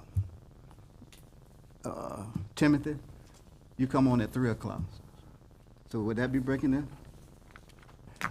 If the person who had the 3:00 appointment wanted to be here at 2 to hear what the other person said, they could do it. You could not exclude them without violating the sunshine law. Now, they may, in a professional manner, choose to exclude themselves, but if they chose to stay, there would be nothing you could do. So let me, so what I'm hearing, y'all want to have an in-person meeting with them. That's what I'm hearing? Yeah. Instead of Zoom? If they're able, I think if they can't join by anything other than Zoom, then I think we need to accommodate whatever they're able to do to make it as easy for them as possible as well. We could do, if there were 2 people who couldn't come here in person, we could theoretically have 3 candidates here in person, 2 on Zoom, they could all hear each other, and it would still be, that would still be in accordance with sunshine. Correct. Yeah. Now, all of my 19 years in interview managers, we have never did it that way. Never. I'm serious. I ain't never heard it called a meeting. I always called it an interview. That's just very confusing to me. Please get a definition for me on that one, for meeting and interviews. We will follow up on it, but I actually just read something on this within the past week or two that was directly on point. So I'm very confident in what I'm telling you, but if you want me to point you to I believe it was an Attorney General's opinion on topic, I certainly can provide that to the members of the commission, so. But these are interviews, and they are in the public forum, if Correct. we did it as a body. Does that make Correct. sense? That's the reason why boards will meet with candidates at least once, one-on-one, is to be able to hear what they have to say without them having had the benefit of hearing what the other candidates say. Okay, all right, okay, with that point being made. Okay, so can we, one-on-one, come in this dais and interview, she interview at a time? I interview at a time? Yes. Absolutely, as long as there's not more than one of you in here, Yes. then you can do that. That's why, because it just won't, it just won't be fair for one person hear the question, and then he gonna have an advantage on that person, because he can be on. Yeah, well, that's why we suggested the round. Right. So then I'm not gonna ask you all my questions, I'm just gonna ask you my first question, then I'm gonna ask the next one my second question, and then that way everybody gets a first question. Right. That's why we suggested the round. And this is just a different approach to an interview. I mean, when I was interviewed by the school board, I was next to candidates. So I think this is just a new approach to the interview process. So, I mean, does that make sense to you? Let's say that the four of us had a total of 16 questions. 1, 2, 3, 4. And Angela was candidate number 1. Commissioner Miller would ask her the first question. Thomas was candidate number 2. You would ask him the first question. So he would get a first question fresh. And then Christy would get the first question from me, and Jamie would get a first question from Commissioner Grunder. So that there was an opportunity for it to be fresh for each one, and then we would round robin it that way. So, in other words, candidate 2 won't get mine. That we'd go back. We'd go back. They'd all have to answer the same questions, but they just would answer them in a staggered approach so that they all had a fresh question, each of them, to have to answer. Are y'all as confused as I am out there? I'm ready to make a motion if people want to talk, though. I'm there. I know what I want to do. You gotta open up. Okay, would anybody like to have some input, please? Please.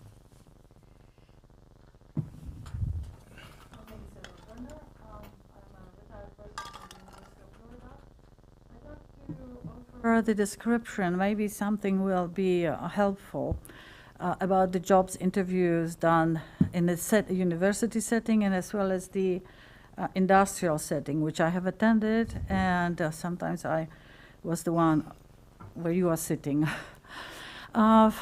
Usually, the standard procedure is that each individual is quizzed separately from all the other candidates. So you have like 3 candidates or 4, however many, and you have the situation that candidate comes, gives a presentation where everybody sits and they about his accomplishments.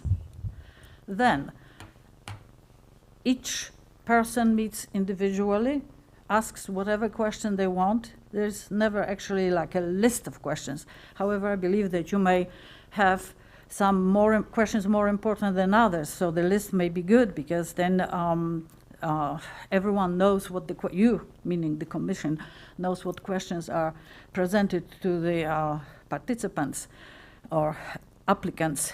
Then this is the then there are those follow-up questions as you mentioned, but it's never that you have all candidates in the same room and you asking the questions.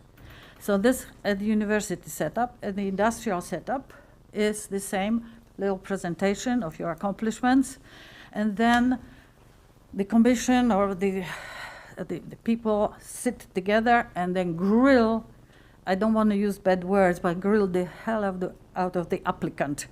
So you ask all your questions and follow-up questions and until they are blue in the face. So this is how it works, at least in 2 setups that I know. I don't know whether it was helpful. I hope you may think about it.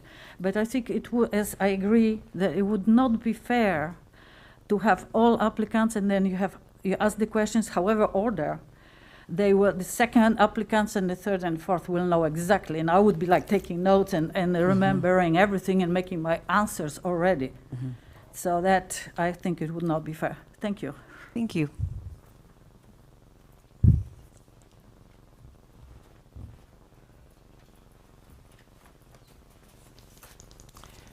My name's Janet Evans. I've interviewed for some positions of this caliber before, and I was expected to go across the country, to be there, to be in person, to the interviews. It was just your expectation. And pay your own room and board. Of course, we could, suggest a place for them, but that was the expectation for me as a candidate for a position of this level. The other thing is, I agree with this. I like the committee idea, but I do not agree with other people hearing the questions.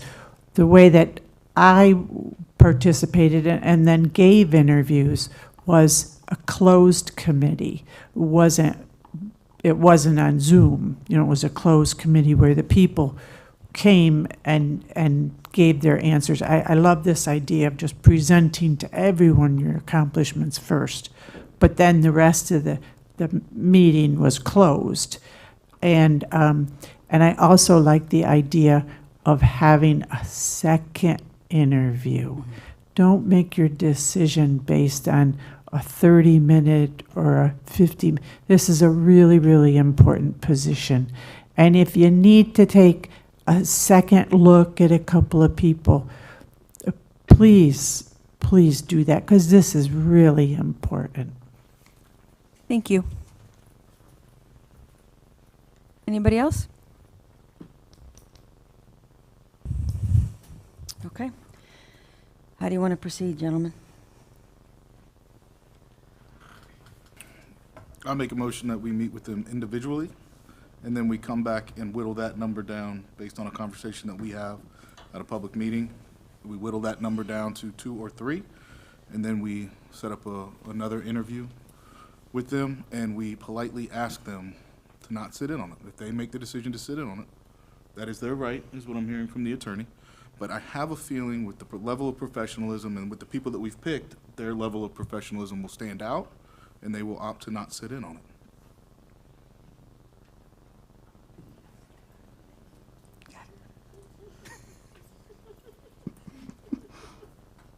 You got it? Yeah, good. Yeah. So we're gonna do the individuals, right? Yes. Got it. And then we're gonna come back in another meeting and you're gonna discuss it. And we're gonna do another range meeting, right? Okay. Got it. And then we'll set up a public meeting.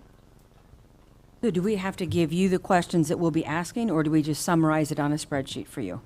Or, give you our input? Well, there should be, I'm trying to make this. There should be similar questions. Should they be Similar similar? question. Okay. And Okay. it's got to be something the question need to be dealing with what their experience as a city manager, as a leader, and it's, that's pertaining to the job. So we don't have the questions when we did the last interview? Oh, I can pull them, sure. And then we kind of go through those, if they want to add something I to can do them? that. Okay. You Sure, know. and I can That'd be send them great. out, and then you guys can. Sure. Give us a baseline to Yeah, start with. yeah, that would be Yeah. great. Yeah. We have the motion, we'll just Okay. clarify. Yes, I get his motion, so. Now, during these particular meetings, will a staff member be sitting in on the interview with us? No. They would just. So we would just have to depend on them to come back and tell us the answers to the question. Who would come and give us an answer to the question? You, so the questions you would ask, I would have to depend on you to tell me what was the response to the people you interviewed. Yeah, well, it Well, should we- be a similar question. Yeah, so- it'd be a similar question, but we as the hiring body. Yeah. We rank them according to Correct, their according to- interview. Just like we did just now with the applications. So you'll do the same thing. I You'll just take- asked because I know we said that we were asking different questions, so we're gonna ask all the same No, questions. no, you can ask your own questions. You're just gonna rank them how you, the same way. Okay. We just did the interview process. Just rank them the same way, and then we'll come back at the public meeting. Okay. and Basically do the same process.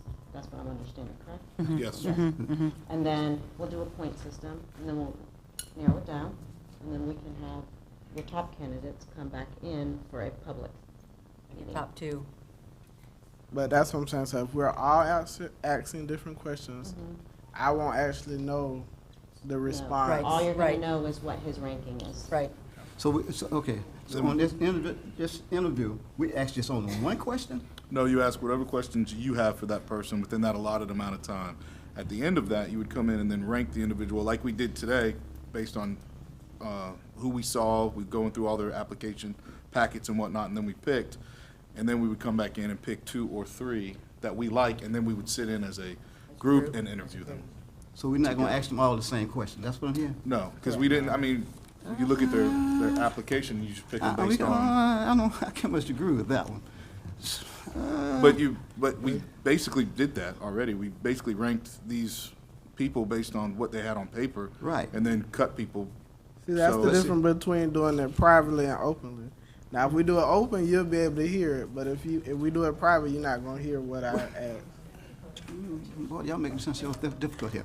I'm happy to put a list of questions. and Yeah, then it's we'll go okay, from I'm just there. gonna throw this out there. Each one of us have 5 questions to ask. We all have 5 questions. Each person come in, we interview, we ask them the same 5 questions. And according to their answer to us, we rank them Right. according to their answer. Right. And then each one of us give our rankings. Right. And then we give it to you, and then you put the ranking together, and we'll narrow it down to the next 3. It's, Right. I'm still trying to make this simple here. That's fine with me. Well, and the ranking would have to occur in a public meeting. So Right. you could not privately give your rankings to her Well, for her to tally and then That's fine, say. we can come back so- together. This is my ranking for so-and-so. This is his ranking for so-and-so. Well, I mean, if you look at how we did the original fleshing out, there was a lot of overlap. You know, there were some that it was much more straightforward than I thought it was going to be. And I would imagine that the next step would be Same thing. similarly. So Angela, do we tell you what questions we're going to ask in advance so you know what we're asking? Or do we have to do that? So Because I would ask the same questions of everybody.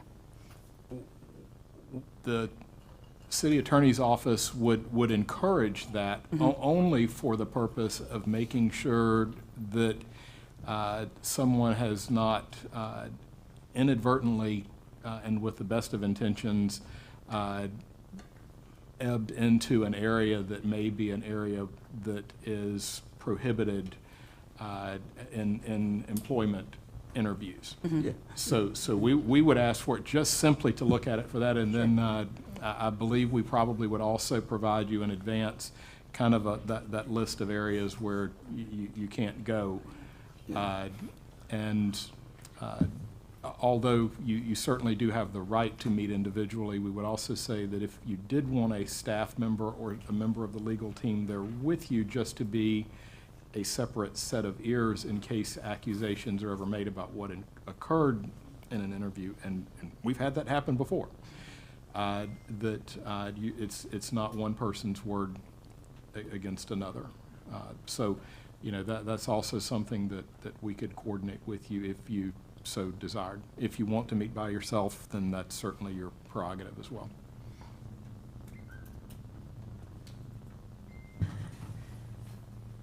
So Commissioner Williams, does that make, I don't want you to have agita over this. I want you to rest easy. I'm trying to make it simple. I say, we come up with how many questions? 6 to 10 questions. All of us have the same questions. We ask each individual that same questions, and then we rank them. And we come back together, and we rank them and come down to the final 3 or 2, or at least 3. Yeah, that's what we're doing. I just was letting you know that it's not law. It's not like a law saying that you have to ask those questions. No, that's not a law, but we want to be fair to each individual that come up here. That's about being fairness, and we want to ask, because there's certain questions you can't ask, point blank, period. Sure. That's why we're gonna come up with the questions before then, dealing with being a city manager. Yeah, that's what we're doing. That's what we're gonna do. I just was putting that out there as a point, but that's what we're doing. What you're saying, Brian. Okay. So do you want me to send out the old questions we had, just get you started? Yes, please. Okay. And then we can add to it if we need to. Right. And then I can forward it to their office for review. Yes. Okay. Like, okay, that's fine. Perfect. And then if you it want me to get with the candidates as well, Mhm. to get dates, and then I'll Yes, get please. those out to you, and we'll. Yes, please. So we have his motion, and then we'll. So just we need a appear, second. Vice Mayor made the motion that we do, first of all, individually. Mhm. Okay. So I'm asking one more question. So are we gonna do it in person or do it on Zoom? The meetings. I prefer in person. I far prefer in person. This is a big decision for us. It's make or break for us right now. If you really want this job, I feel like you need to be here. It's my personal opinion. Can we require that, Mr. Martin, that it be in person? You can require it. You can also bifurcate it and allow Zoom for the first round and require in person for your top 2 or 3 in the second round. So And that's the kind of way I'm leaning.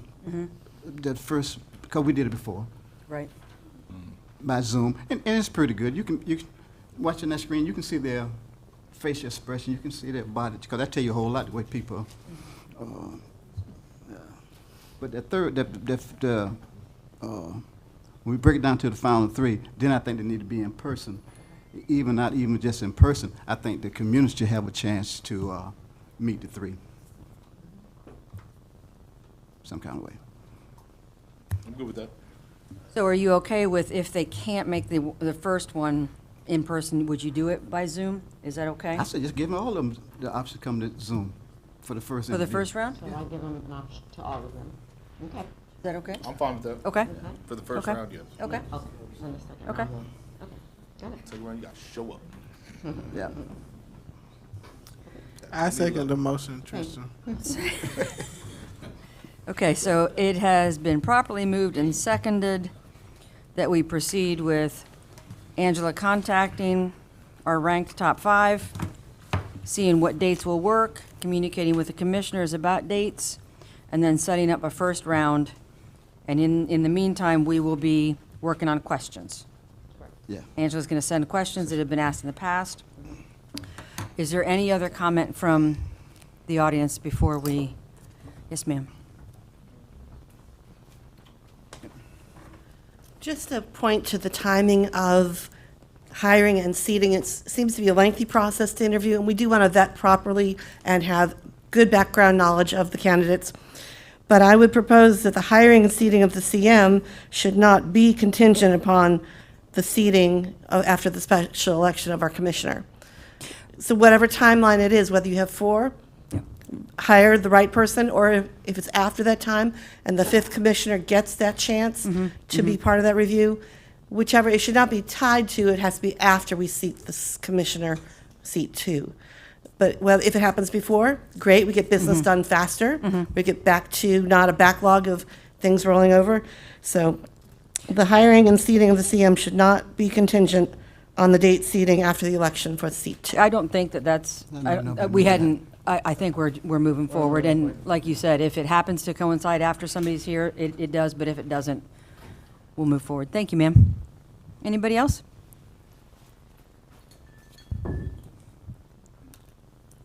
Just a little technical suggestion, perhaps to make your job easier.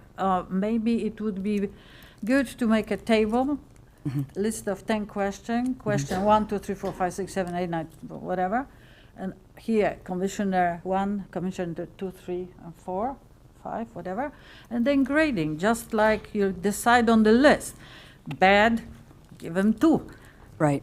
Sufficient, 3, etc. Right, So you right. have like 5. And then when you are interviewing, you can just being fresh and listening, just write your number. Mhm. And it will be better, easier maybe, to then collect all the numbers and see who won.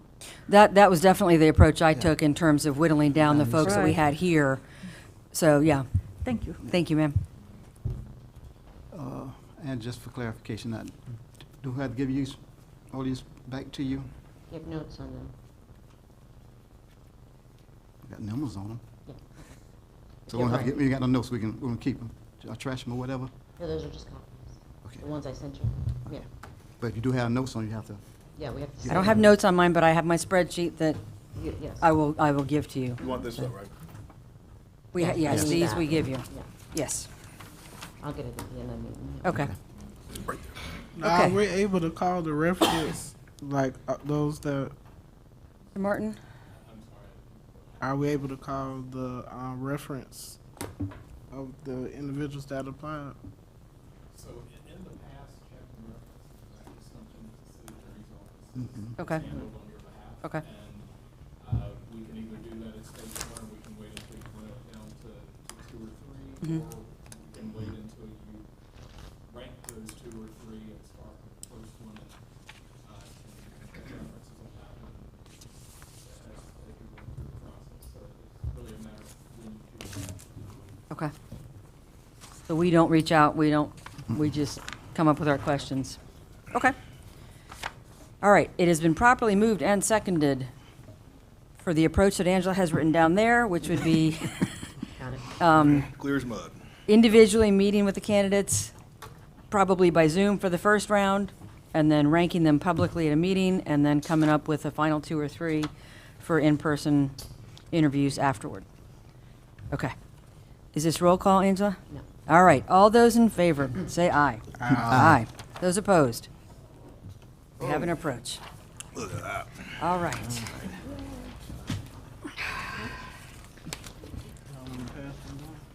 Yes, sir.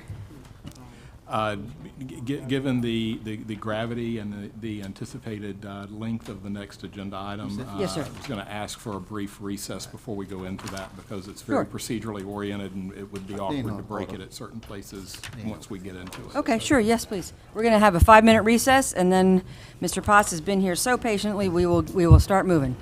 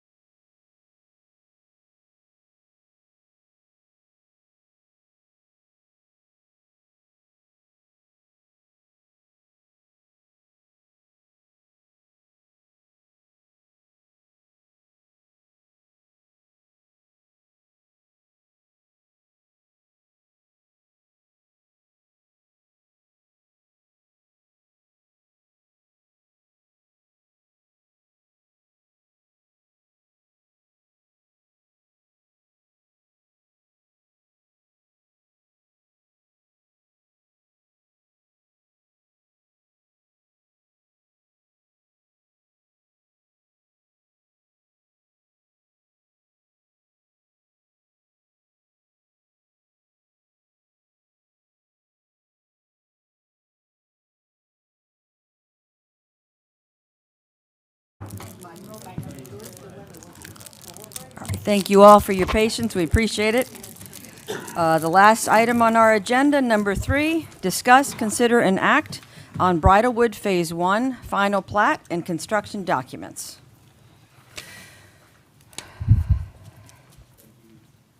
Yes, sir.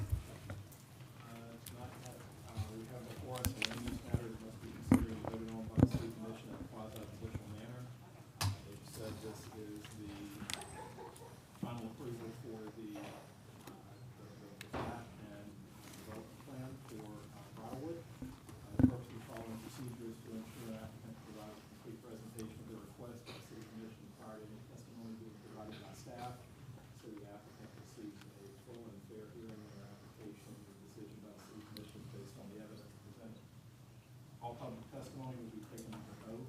Anyone testifying will be subject to cross-examination. All documents and exhibits shall be entered into evidence. The giving of an opinion testimony is limited to experts, and closing arguments will be limited to the evidence of record.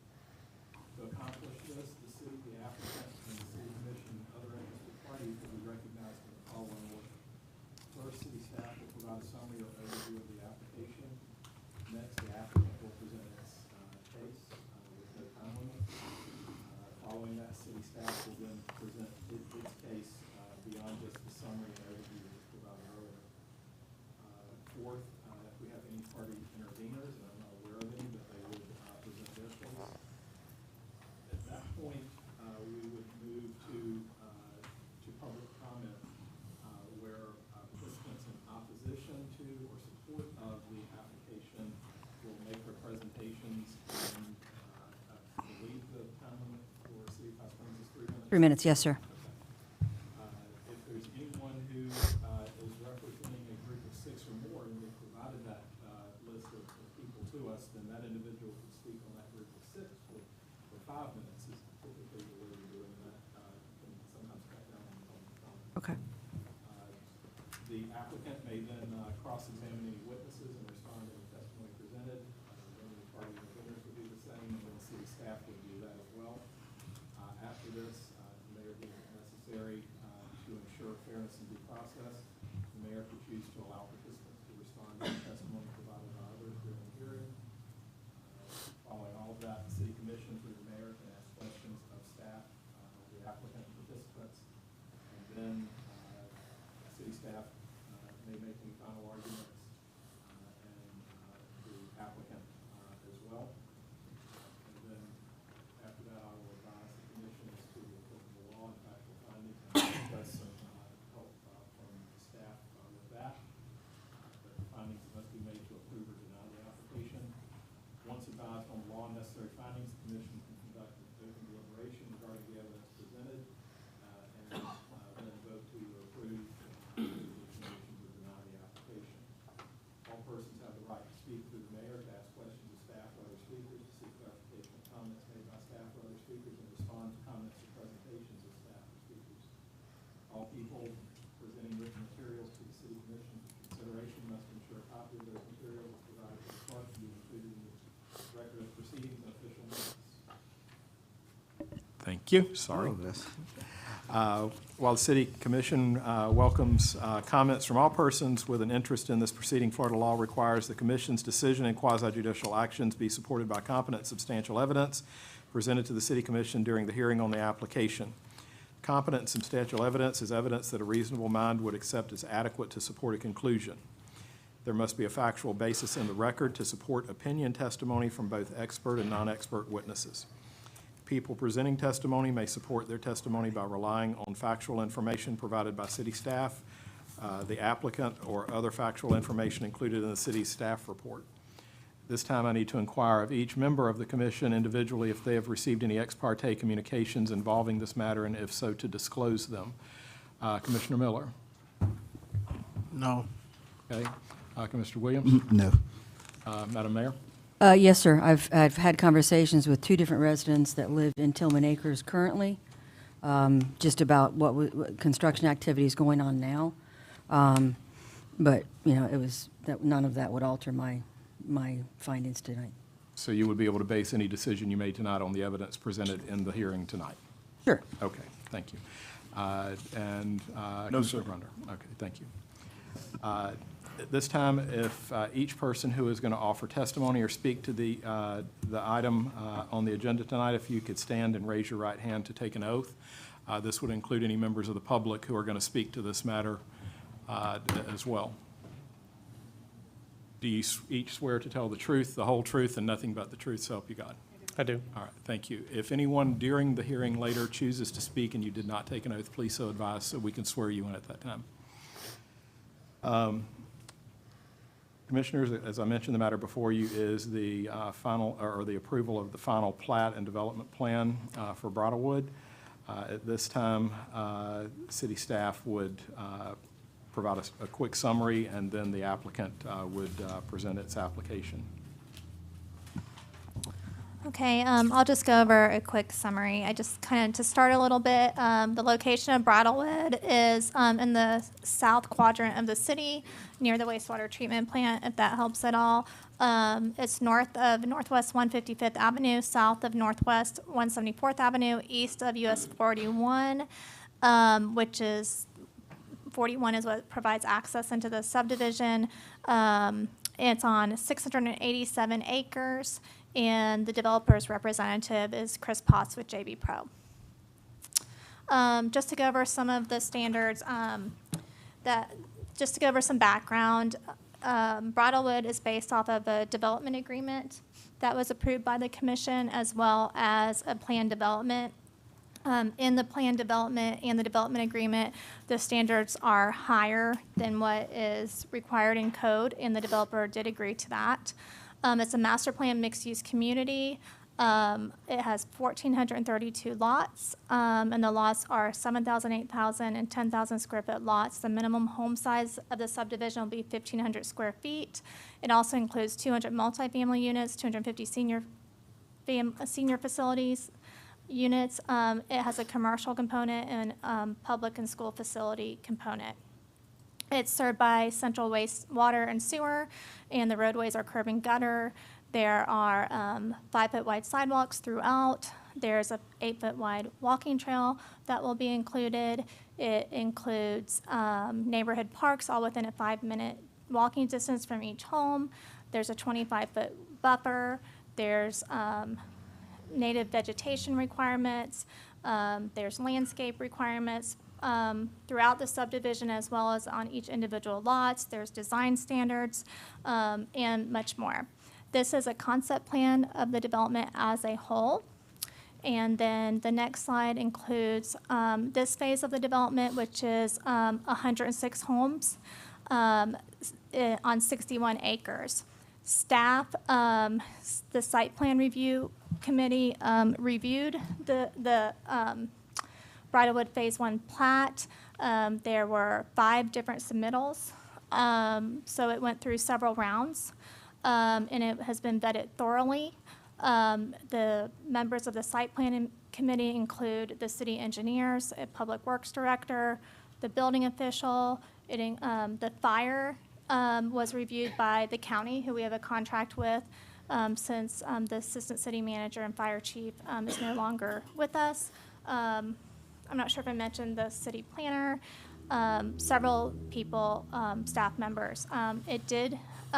Staff determined that this plat before you today meets all city regulations, and everything that we have asked of the developer, they have satisfied, and so staff recommends approval.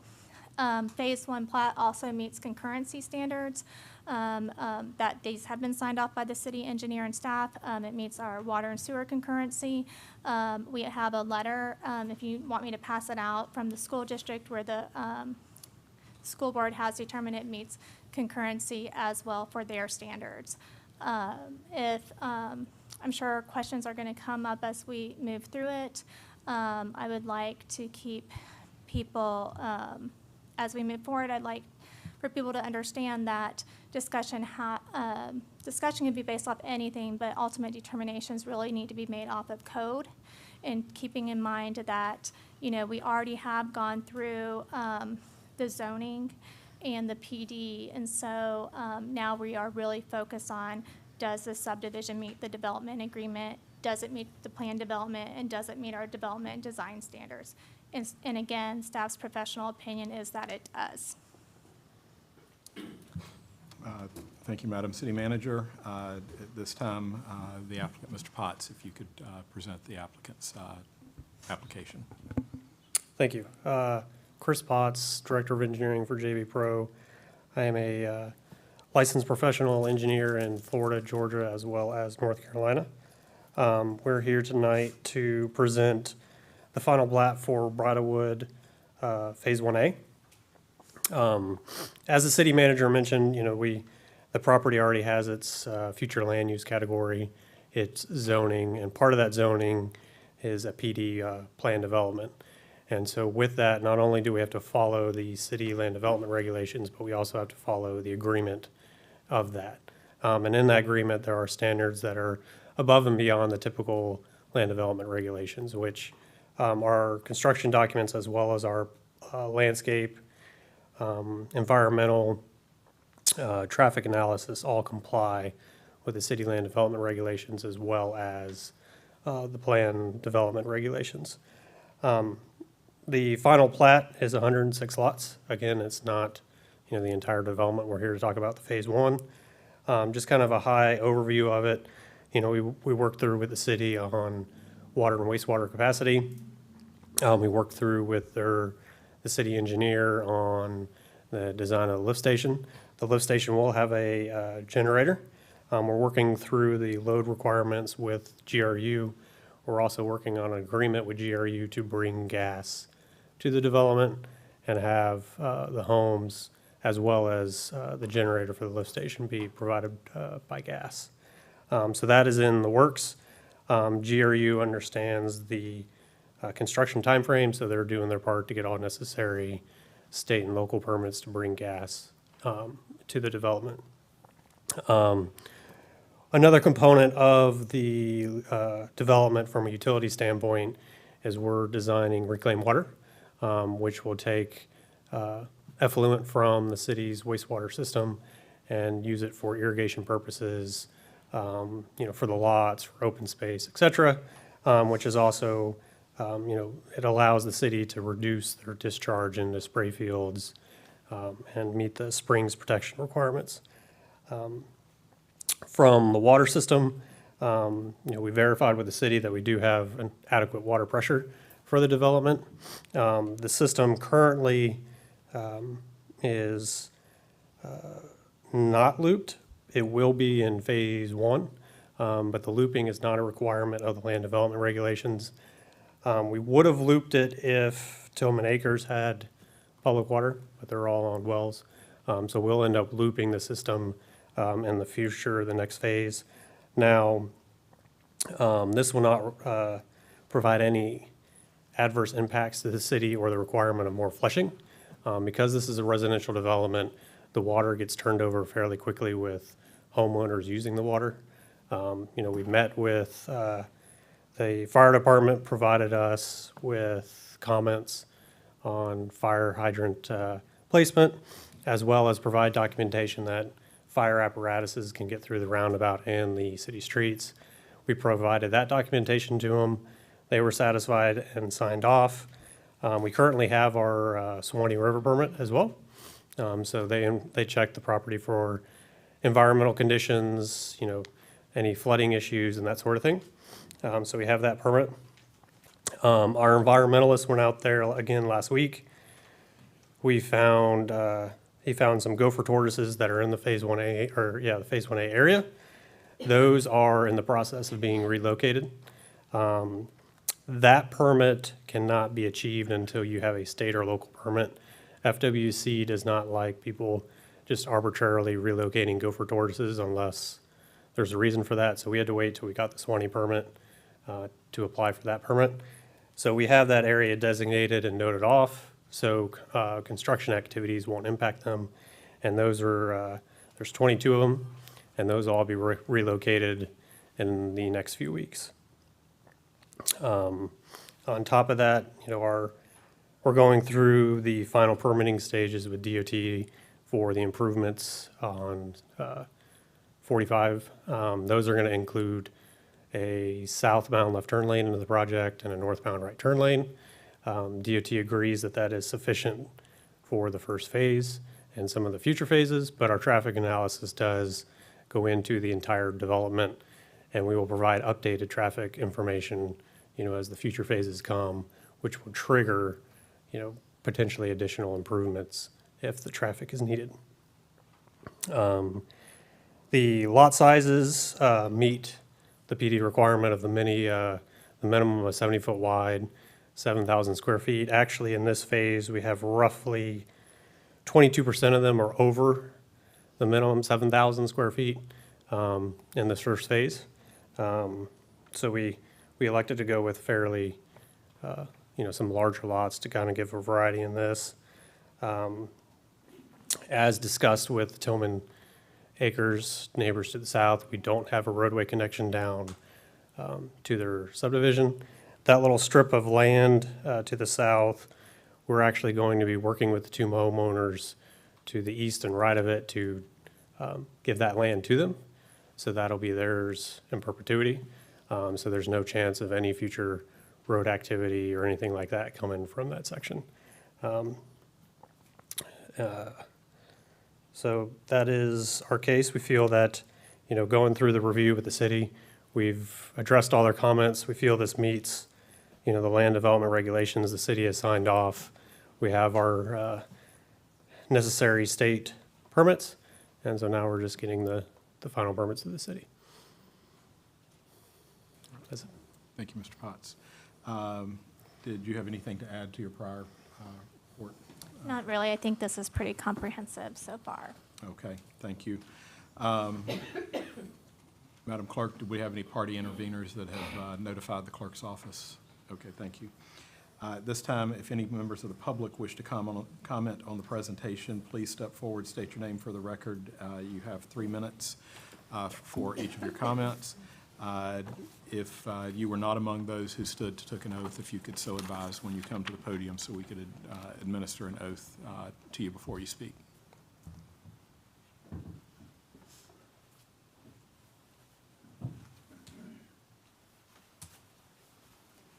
Good evening, Sue Weller.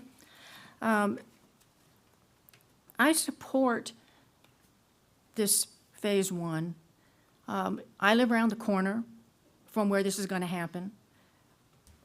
And while I would not want this many homes there, I understand that the commission really did have no choice as far as allowing this to occur because of the type of zoning. But our city manager has done a tremendous job in negotiating what will turn out eventually to be a wonderful development.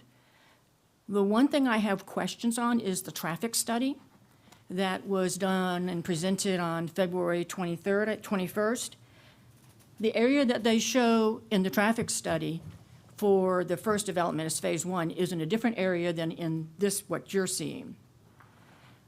The traffic study also shows all traffic going out to 27. And in fact, when it was originally presented, there were going to be 3 exits. And my assumption is that there's still going to be 3 exits. But the traffic study shows only what's going to happen on 27. It does not show what's going to happen at the corner of 441 and 222. There's got to be something, a traffic study's got to be done there because that traffic is just going to back up. If there's in fact an exit on 174th and on 222, all those individuals that are going to be driving cars are going to be going up that road onto 222 and out to 441. And in fact, even those that go out onto 27 will probably go down to 174 because they're not going to want to go downtown and get out. So I think, and the other issue is that the Department of Transportation puts out their projects of what they're going to do for the next 5 years. And my concern is we haven't done a traffic study on 441, 222, and when is that going to be done so that it gets on to the Department of Transportation projects? Thank you.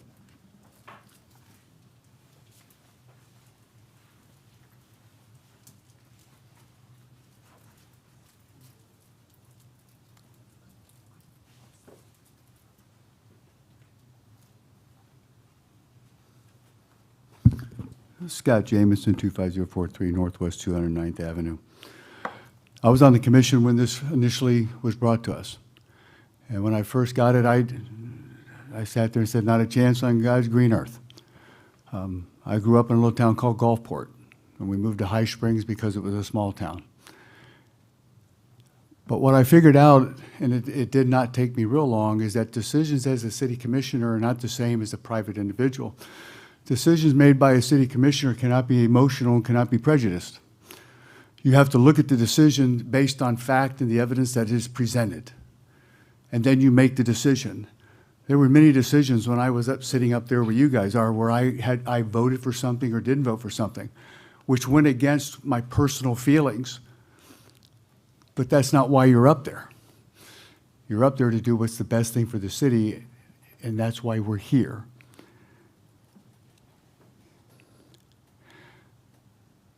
It is my understanding that every box in the presentation that was put up there, that every box has been checked yes.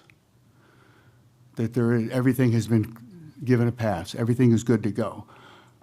Let me simply say, for those who don't know, when it came and we had this, we went to the city manager and basically told her and gave her direction and her staff to get with the developer and figure out a plan that works for both of us. But we're not going to put these little cottages or so forth on the property. Not going to happen.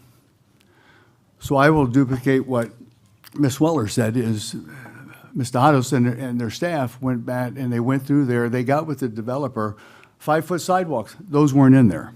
Curbs, those weren't in there. Basic things that we think about, they were not initially, and they were not required. So she's done an excellent job on negotiating, if that's the word, with the developer to get a project that is going to be at completion.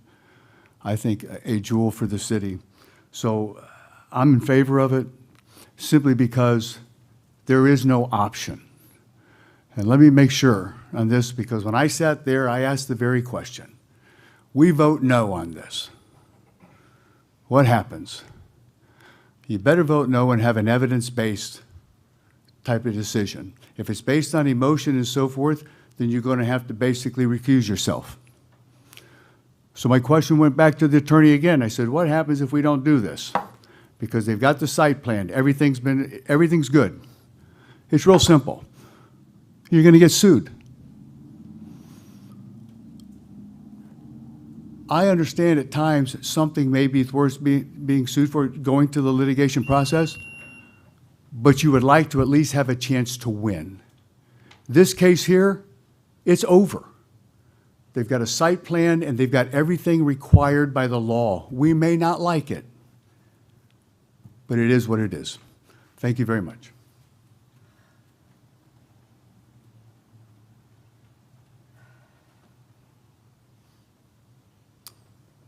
Are there any more members of the public that wish to speak on this matter?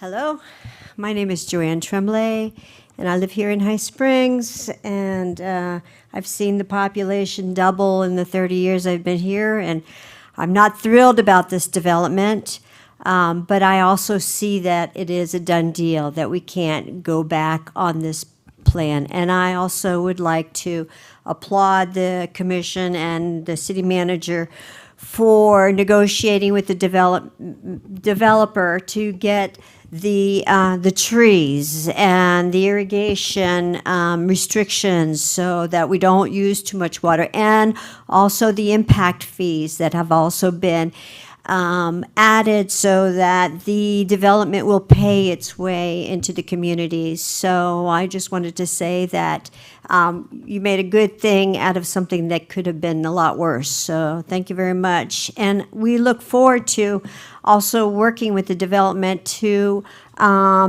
get some Florida-friendly yards. I'm with our Santa Fe River, and we're very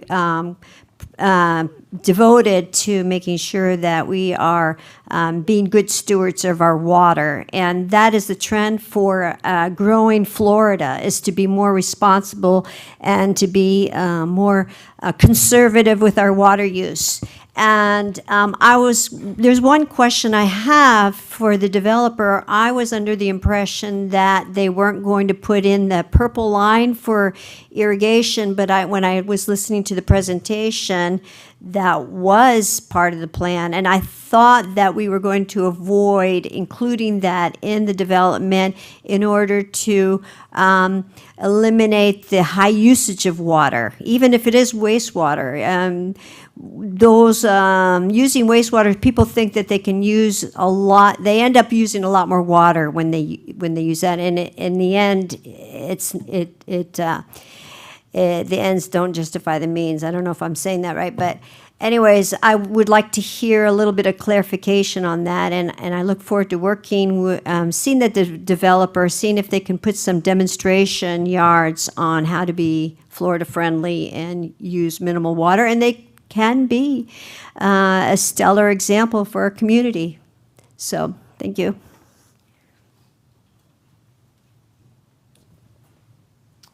Does anyone else from the public wish to speak on this matter? Okay, seeing none, we will close public comment. At this time, does the applicant wish to respond to any presentations?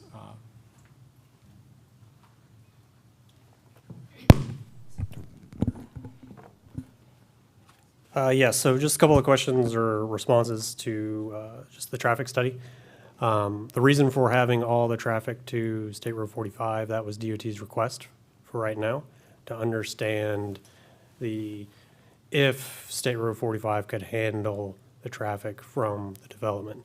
There will be other roadway connections, to the north and the east, as required in the PD ordinance, and then the traffic study will be updated at time of those connections, and we'll have an understanding of what, if any, off-road or off-site roadway improvements are required. Now, as far as the irrigation of Florida-friendly landscaping, every home has to go through the city's review process from, the building standpoint. Landscape plans are required to be submitted with each home that is requesting a building permit. On top of it, the landscape plans for the actual development, for the common areas that are being proposed, as well as the buffering. All the landscaping proposed is Florida-friendly, which is, a state requirement. And then the reclaimed water has to follow the same regulations as far as potable water, as far as irrigating goes, which I know the city follows that. So individual homeowners cannot just, irrigate their yards whenever they choose. They have to follow the state requirements for that as well. That is all I have. I'm sorry, just real quick, Mr. Potts, are you moving your application into the record as evidence? Yes. All right, thank you. I just would like to add to the irrigation. So the purple lines are in there. One of the things that Christy and I have been working on is the landscape ordinance. It's not complete. It's 75% complete. We were putting in the draft ordinance some things in there to encourage less irrigating, and we were also using the new ordinance from the county as one of our examples, and we can try to wrap that up before I leave and possibly get it on the plan board meeting. So we were kind of approaching it that way. Of course, it's up to approval of the plan board and the commission when it comes forward.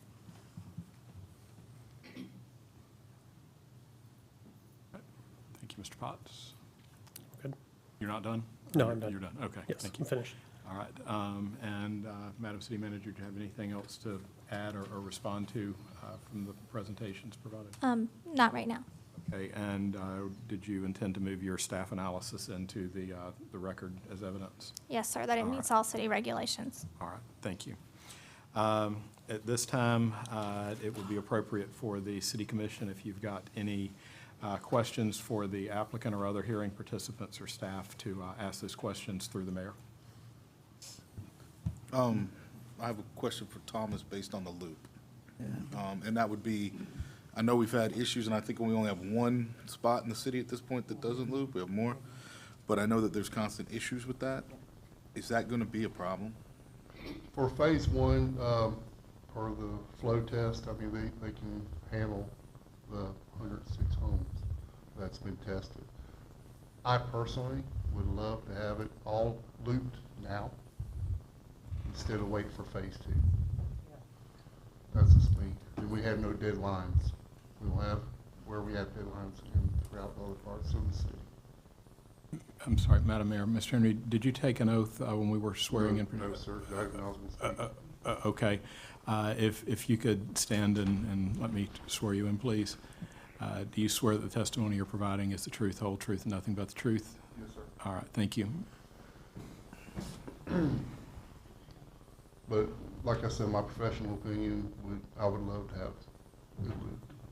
Is that something we can talk to them about?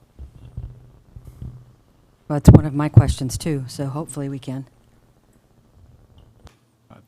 You certainly can ask questions. Okay. When do you plan on looping it? And is it possible to go ahead and loop it now? Unfortunately, it's not possible now because there are no existing city water mains around the first phase of development. Phase two, once this construction is done, the intention is that phase two would start. So pretty probably next year would be the ideal time for when phase two breaks ground. So within a year, home construction is anticipating starting in, the summertime, and, those are going to take 6 to 8 months to build themselves before they can get COs. So there'll be very little downtime for that. The likelihood of these water mains having issues because they're new construction is very minimal. On top of it as well, we have the fire pressure, the water pressure to provide it. And based on that, the loop, we agree with and that was part of my opening statement, if Tillman Acres had water, we would have connected there and looped not only to their system, but then kind of looped phase one. But unfortunately, they don't, and there's no other water systems around for us to loop at this stage. Now, going cross-country through the property to another area just opens it up for that water main to actually cause more issues and more maintenance for the city that they have to, take care of during farming activities. Can we make it 3 years, Thomas? I know they're talking about one, but we know how construction goes, unfortunately. Phase one, we'll make it with no problem. It just, I would like to see it in some kind of writing where phase two, they're mandatory to hook into the other line. Do you give me that? Yeah. I like it. So you're saying they're not going to loop phase one now, but when they do phase two, they're going to loop phase two into phase one? That's what I'm hearing? That is correct. Okay. Yes. That's my recommendation. Okay.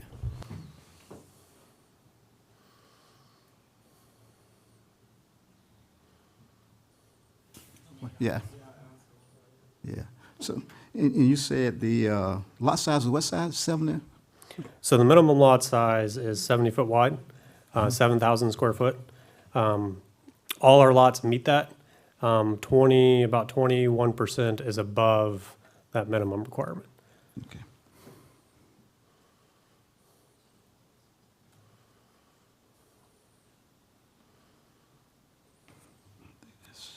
So out of 106, how many are 70-foot lots?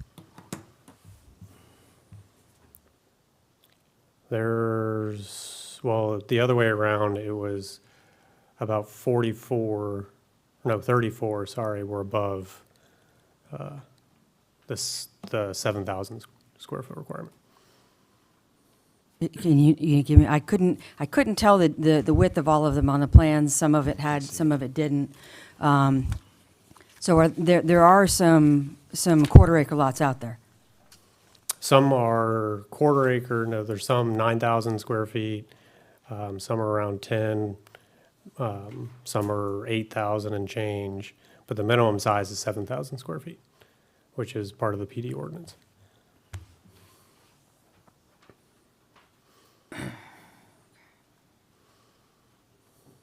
Any other questions? Give me a second.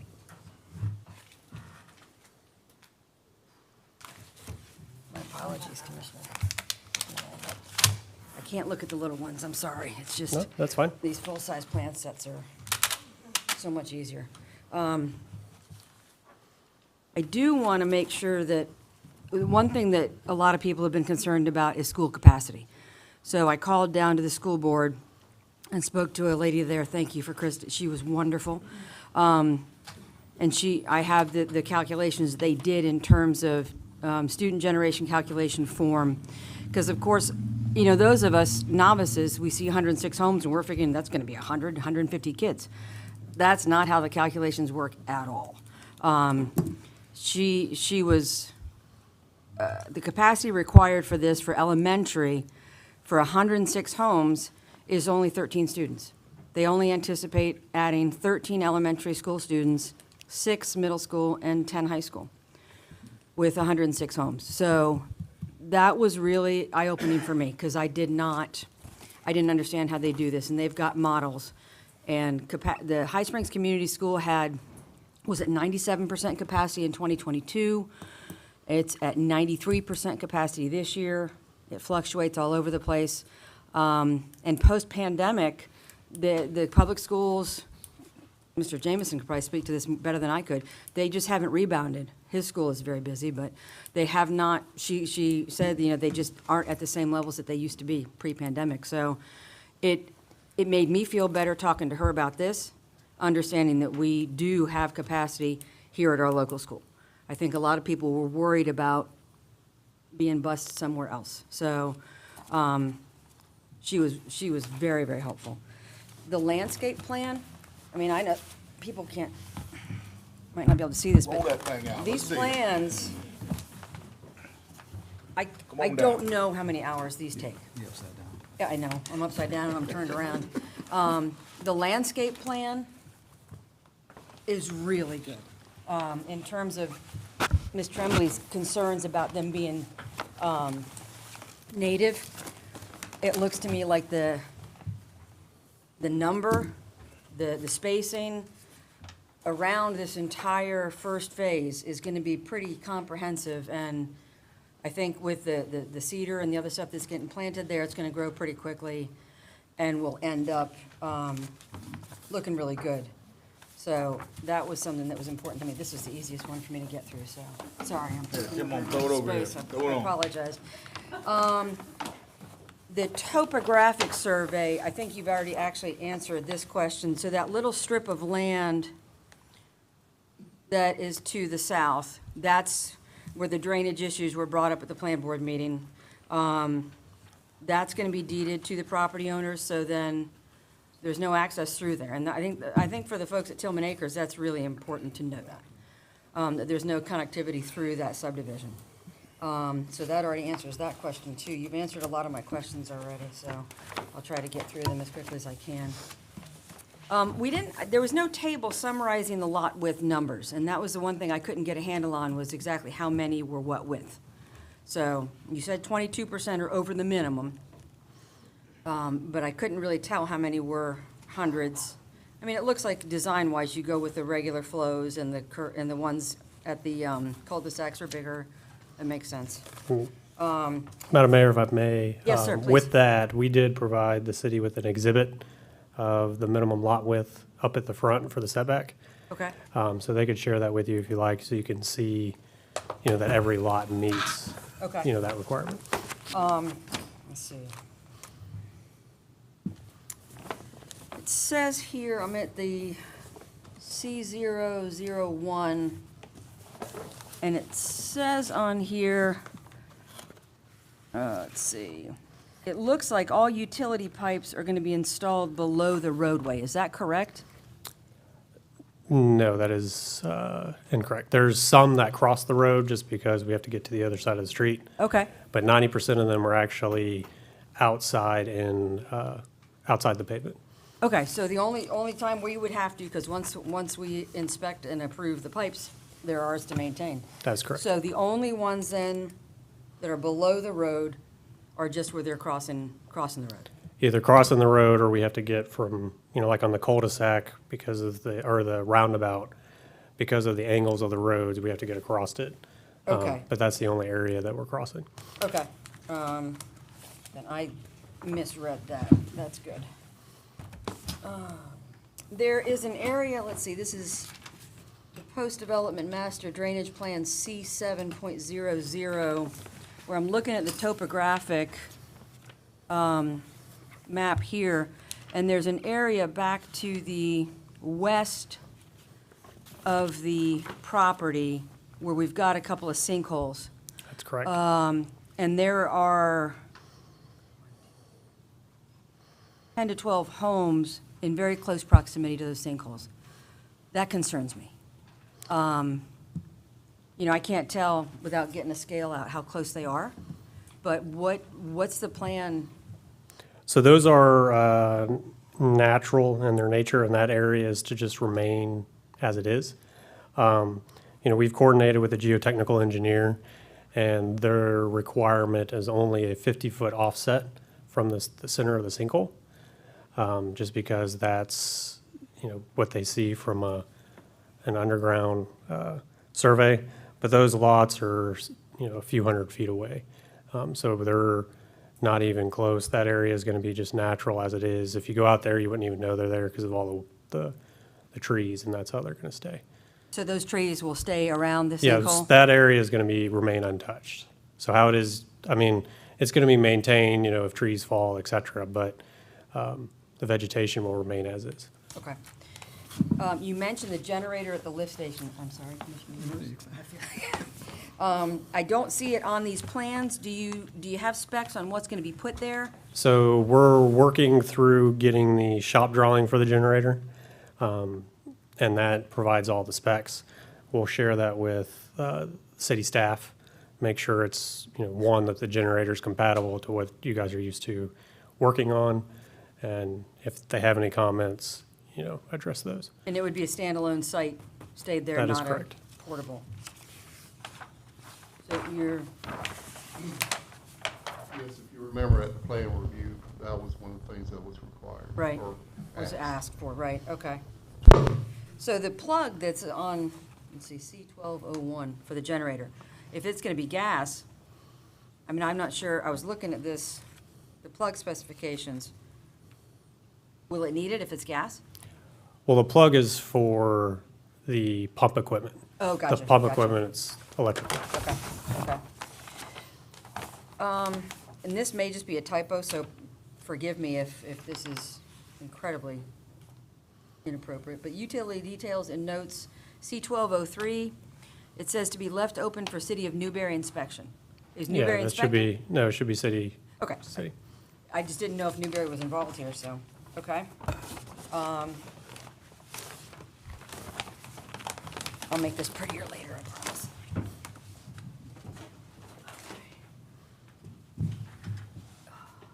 I had some similar concerns that Ms. Weller mentioned in terms of the traffic impact study, because anybody who's driving here, when they come out to 2741, everybody cuts through 174th to 222 to 441.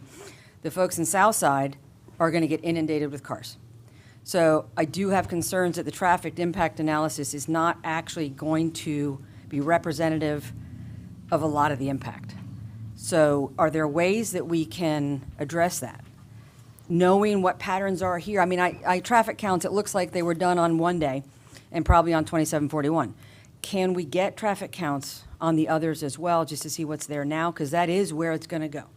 People don't go downtown. So in the methodology with DOT, that was their requirement, was just to focus on State Road 45. The future traffic studies, we could look at addressing the other roads. So the way the traffic study works is they go out and they collect data on one day, and then they compare that data to information that DOT has or a municipality has as far as traffic counts, to see how realistic the traffic data information is that the municipality has. And in this case, that's why they only did 1 day, is because the traffic information that they collected was consistent with the information that DOT provided for traffic information. So that's why they weren't out there collecting data, multiple times a day. And So- that's just typically how traffic data works. So when we have additional points of ingress and egress on different roads, then that would trip getting the traffic impact study done on those roads. That is correct. But the reality of what's going to end up happening is it's those small offside roads that are going to be the most impacted. And it's going to be a big impact to the people who live in Southside. So I don't know. That one concerns me quite a bit. You'd mentioned that our engineer reviewed and approved the plans. We didn't have a packet or anything in our packet list showing what they found. Do they have a report? Did they send a letter? Did they? And they had several reports, but every time they get smaller and smaller and smaller. And the last report, they met city regulations. They had things in their report that were, on the last report, included things at other phases, like things about when the homes are built, things that were just in the developer's agreement, like when the homes are built pertain to the design regulations. Once they go vertical, there wasn't anything remaining that had to do, that wasn't handled by JB Pro that had to do with the site. They were all things from they were things like at pre-construction, make sure we get our inspection fee. It was just things like that. It wasn't anything having to do with anything on this final plat. Can we not see what they put together? Is that something that the commission? You can, I just don't have it with me right now. Okay. Because, Yeah. I mean, I'm not an engineer, and Yeah. I don't, but we have them. Yes, I mean, it's, you can have it. That was just why I was explaining why it wasn't in the packet, because they were things that happen at other stages in the development process. Yeah, so the process is just similar to when staff reviews. Staff gives us comments. We address those comments. We resubmit. The city's engineer reviewed it. If they felt the comments were addressed, they moved on. If it produced additional comments or they felt that certain comments, there could be some other items that needed to be addressed. So it's kind of a back and forth until they're satisfied that we meet city regulations. So I think we went back and forth with them 3 times, just clarifying and, knocking comments off. And at the last round, they were satisfied. Yeah. I mean, it's not just the engineering comments. Staff, like Chris mentioned, staff has their comments. Christy and I have our comments. Thomas has his comments, and by the time it comes to you, it's all wrapped up. It would just help me to understand the process, what the engineers wanted.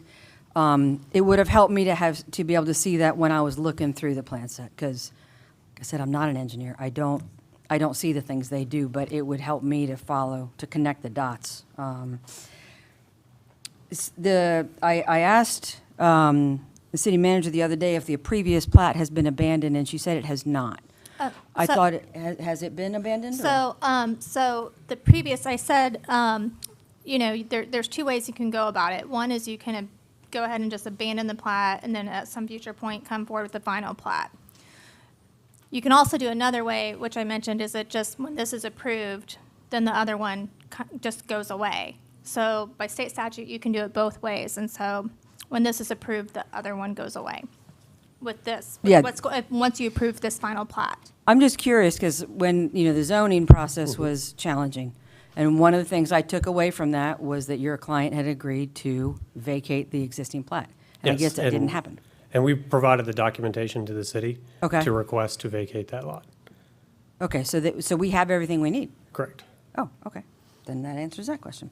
One of the things you had up there is senior living, and that was the one thing that I really liked about this, is that there would be an assisted living facility on what phase, do you know what phase that's planned? I do not. It'll probably be, the idea is to have it more towards kind of the center of the development. That'll probably be later on. The challenge with those is you have to have a user who's interested in having that sort of facility. And so the developer is out there looking for somebody who is interested in that. So it could come sooner. It could come later. It just depends on, if there's somebody, who wants to have that sort of facility. Just something that we need, and would be, no impact to the school capacity. The road issues would be minimal, because, and there wouldn't be teenagers taking hour-long showers every day, so, 60's the new 30, come on. you now. know it. Yours aren't teenagers yet, are they, though? Oh, they are. Okay. One is. Get ready. For the reuse water, we don't currently have the infrastructure needed to get treated wastewater back over to you. Correct. Back over to Bridlewood. So I think it's important to understand that in order to make that hookup, the city's going to have to find the money. Can we use impact fees from this development to make those kinds of improvements? After they're generated, we can use impact fees because that would help with the sewer. So you can use impact fees for off-site improvements related to the development. But the impact fees can only be used for improvements related to the development. It has to be related in some sort of way. It also, like, for instance, the wastewater treatment plant, if we use it towards capacity at the wastewater treatment plant, we can use it for that too, but there has to be some linkage. The other avenue that we're pursuing with that too is working with city staff to have the developer construct that line and then receive impact fee credit for constructing the offsite reclaim. Can we do that legally? Yes. Okay. Because you're probably aware that we're migrating over to infiltrated wetlands, so the method of getting that to you would be a little bit different. I don't know how you pump out of a wetlands to get it back over. It's same thing as the lift station. Okay. Because there's also a couple of kind of ad hoc ribs at the end of it too. So I don't know where you'd get it from. You'd have to wait till the end for it to meet nitrogen requirements. Yes and no. The ribs, yes, are there for the treatment, but the wetlands are there for just the effluent discharge. So we could have an option for when they exit the ribs to take it from there instead of into the wetlands. I don't think that they're going to be, it's not designed to necessarily need to use the ribs. It's kind of an overflow. I don't think it's part of, is that correct, Thomas? True. Okay. Okay. I apologize, gentlemen. I'm almost finished. The environmental report, I asked Ashley when we met on Tuesday, the environmental, what we got last week, the environmental resource assessment had noted probable gopher tortoises on site. And then you sent us the actual gopher tortoise survey today listing 22 active and 4 inactive. My concern is, and I'll be completely honest with you, I checked Fish and Wildlife and didn't see any permits. Well, except for the church it's building, they had one, but that was the only active one. So I called them, they didn't see any permits. So you said that you're close to relocating them already. Do you have a permit to relocate the gophers? We're in the process of applying. So Okay. he went out there Friday to locate them. So that's step one, is to figure out how many there are. You have to Right. provide the map. So that documentation, the application is going in to FWC for the relocation of those. My concern is that construction activity had started before you had done the gopher tortoise survey. Dirt was being moved out there. And maybe you can help me on this particular map that you sent us this morning. You have here approximate disturbed area, is that, That's where the construction activities are. okay. I drove out there today. There's a lot of construction activity going where there are identified gopher tortoises here. That's not correct. Okay, I haven't seen it, so I'll take you for your word. These are supposed to be abandoned, though, before anything starts happening. Not necessarily, no. You can start construction on a piece of property as long as you're away from the gopher tortoises. Okay, Because there are rules where if that area of the property was not developed, we could just leave it alone and continue on building, wherever. Gopher tortoises are only have to be relocated if they're in active constructions areas. okay. So then you're saying that none of these 26 current gopher tortoise holes have been disturbed? That's correct. Okay. That's important. Okay, I don't know how long that permit takes. I have no idea. It takes 2, maybe 3 weeks at the worst case. Okay. Okay, so the gopher tortoises are okay. That's important. I think that's all the questions I have. Okay. I appreciate all of the effort that goes into putting a document that big together, and I appreciate you answering all of my questions. Absolutely. I would really appreciate being able to see our engineers' input, and would like to know when we have that permit for relocating the gopher tortoises. Because that could cost a lot of money if we don't do that, and we don't want that, so. Okay, thank you. Madam Mayor, I do have a quick question. It's Yes, just sir. a quick question, and I don't even know if it's about this phase. I know with the school being at 93% capacity currently, is it foreseen that by the end of the development that it will be too many kids for the school if another school doesn't get built? And I know that's like 20 years down the line, but like, is it foreseen that if they don't approve a school, that it'll be too many kids? So that's kind of hard to predict, just because not only does this development impact the school concurrency, but it's also other developments or the current residents. As the mayor mentioned, the concurrency fluctuates. It also depends too if the school board decides to, expand one of the existing schools, or how they handle the concurrency at that point. So it's a little challenging to give you a straight answer on that. I can also tell you, Commissioner Miller, when I talked to Suzanne today, for the elementary school approval, it's approved for the Northwest Alachua concurrency area, and that would include High Springs Community School, Alachua, and Irby. So if there wasn't any more room at High Springs Community School, there could be some part of High Springs, I don't know how they would decide, that would be zoned for Alachua and Irby instead.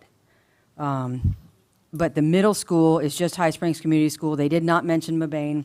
There's more capacity at the middle school because I think kids go to, magnet programs. And then the high school didn't seem to be an issue at all. But for the elementary, there are the other two options that would be available. I don't know, like I said, I don't know how the school board, they're rezoning everything right now, so I don't know how they would decide. But it's possible that part of High Springs could end up be rezoned to go to Alachua and Irby to make room for this to stay at High Springs. I don't know how they do that. And if the rate keep going the way it is, you got a lot of parents homeschooling their kids these days. A lot of them. If I had some in school. God bless them for that. Yeah. Yeah, I was just saying, I know our currency, it really doesn't drop below 80%. Not out here. Yeah. No. So that's 90 is already kind of close to capacity. That's 10% away. Yeah. The only other question I have is about the looping the system. I get what you're saying about it's new construction, it's not going to be an issue. I'll be honest with you, our experience here does not jive with that. There are residents here, some have older homes, some have much newer homes in small subdivisions, homes that are maybe 10 years old, they're not very old. And the home at the end of that loop, at the end of the distribution system that's not looped, has nothing but trouble. And that becomes an issue for Thomas. And I don't know, you're getting the water in, why can't we loop it? My biggest concern is if you look at Tillman Phase 1, they had phases 2 through whatever already ready to go, and then 2008 hit. Hopefully we'll not have something like that, but what happens if it did? And then the people in Phase 1A are stuck, whoever's at the end of that loop is stuck with water that Thomas's folks are getting calls about every week. I mean, you get calls regularly about just skunky water. And, it doesn't have to do with the source water, it's beautiful. But it's a real hassle. So I would really like to see Phase 1A looped. I realize that's more expensive, but when we take control of those pipes, it's going to make it easier for these guys to maintain. So is that even possible?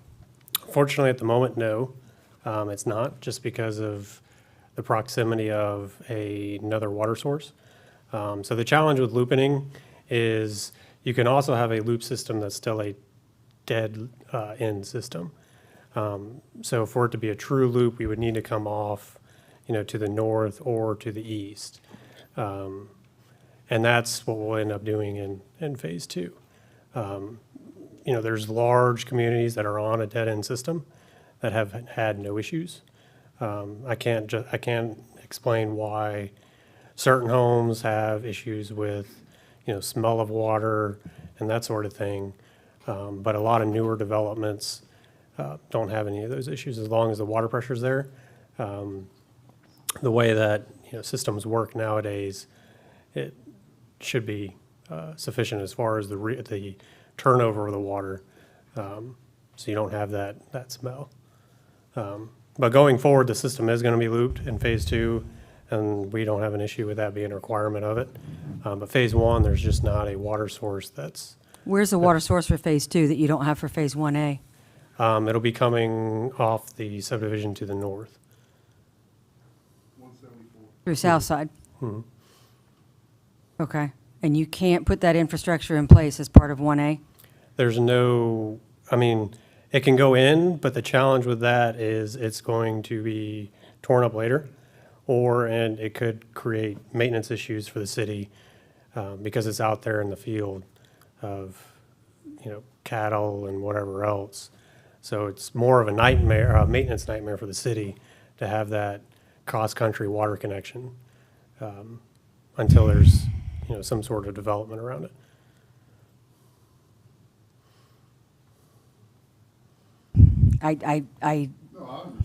No, I get what he's saying, but I also know. Phase one is Mhm. far down. Mhm.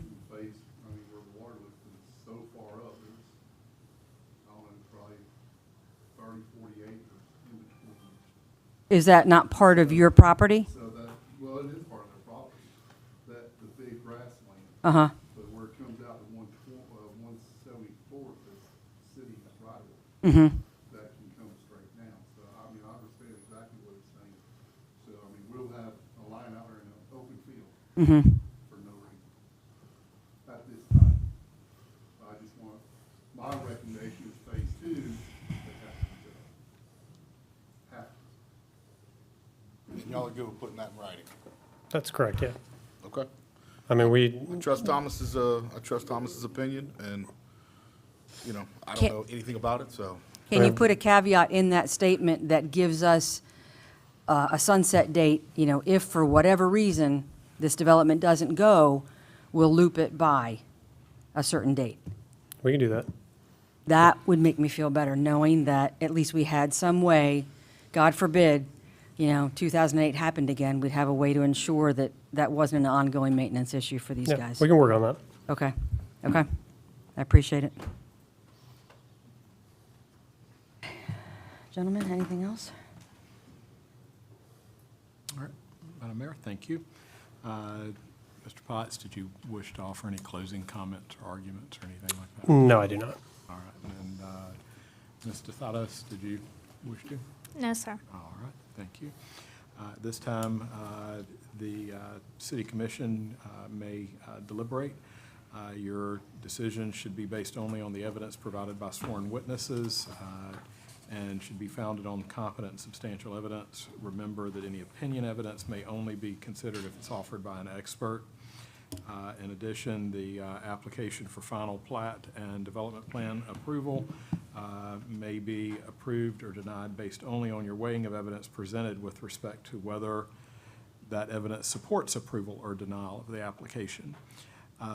The legal standard is whether they have met the criteria of your land development code required of a final plat and development plan.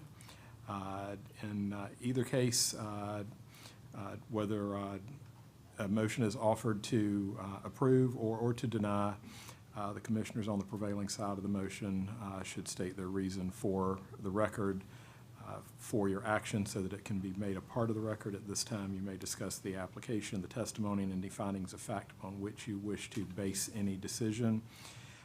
To approve, deny, or approve with conditions the final plat and development plan. And then offer a motion and second with direction.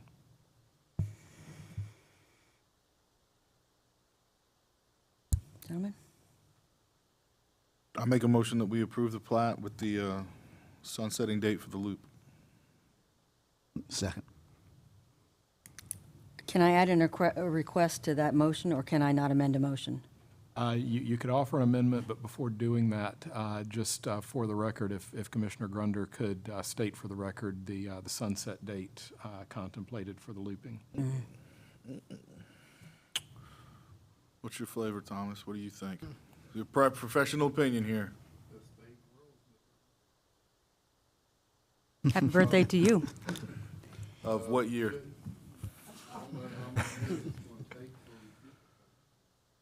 I would give him a year.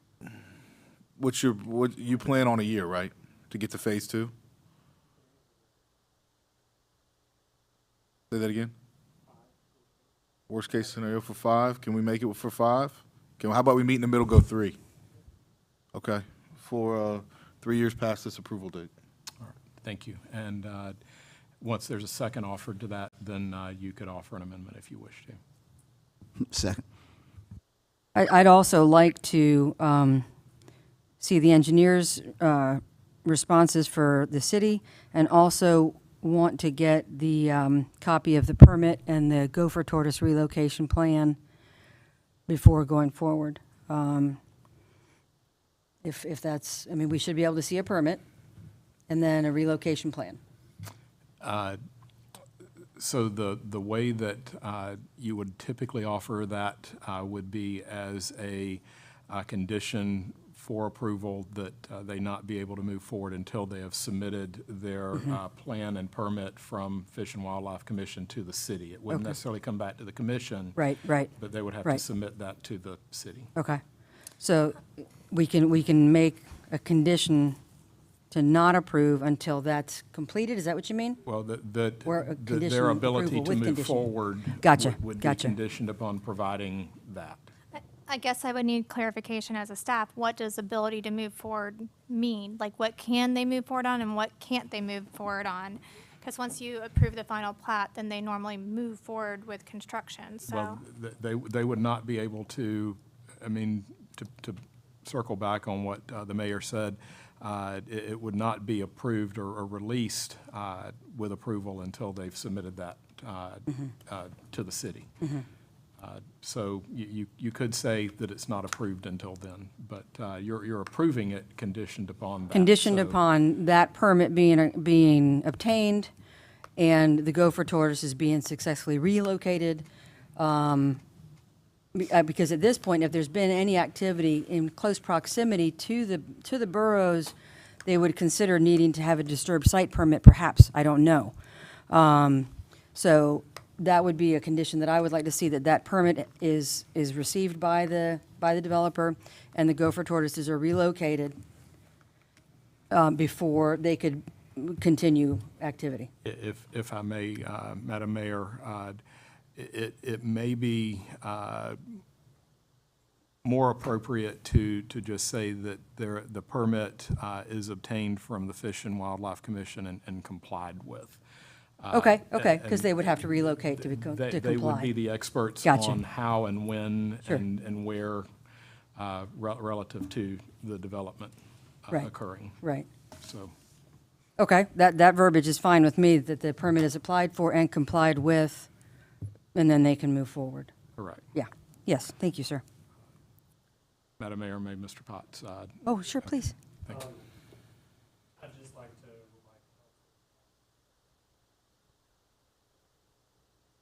municipalities from denying approval for construction based on other state agency permits. Correct, but that permit is a condition of our land development plan.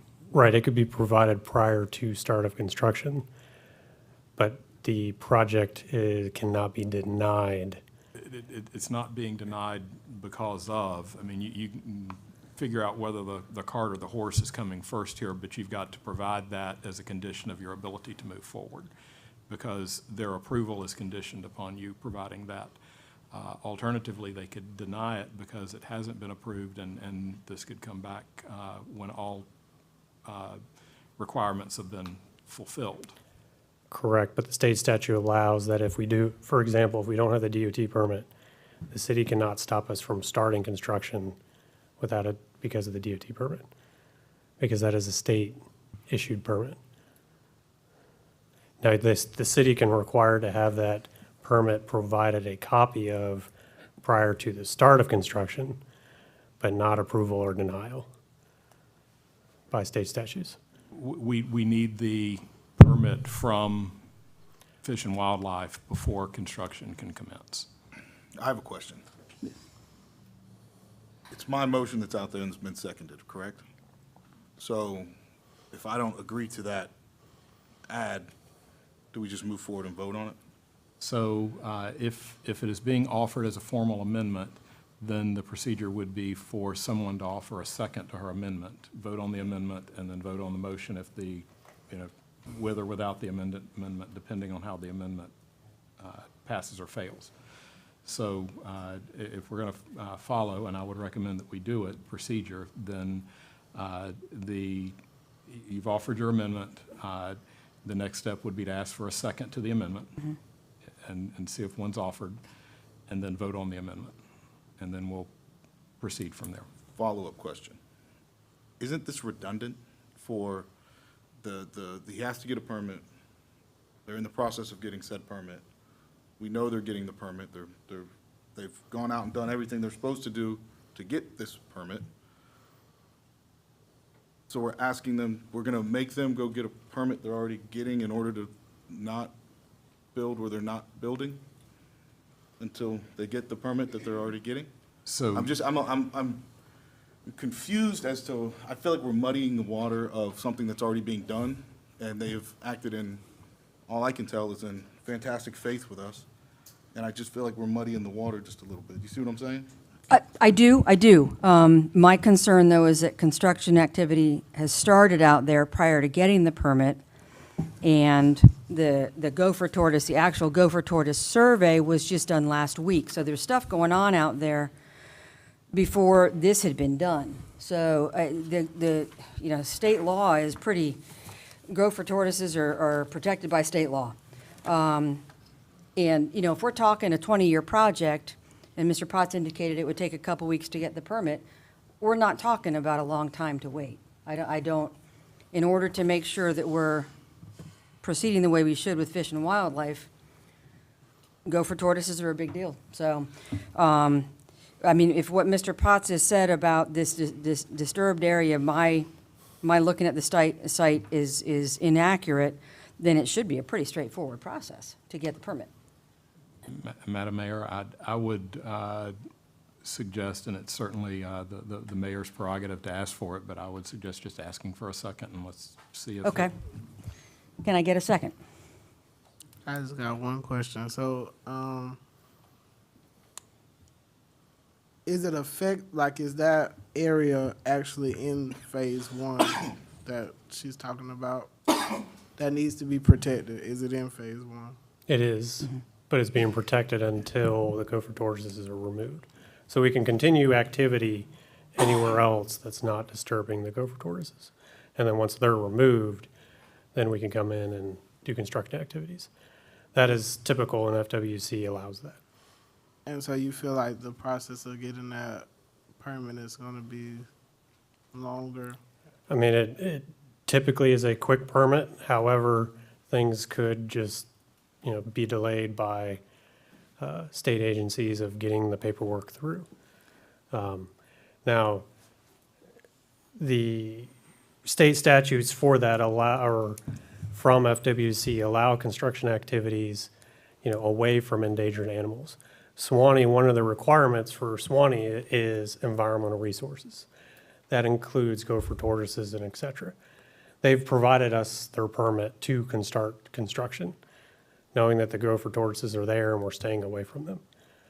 So we're in the process of getting that permit, and it's going to take a while. Once that permit is obtained, it'll take a while to actually relocate 22 of them.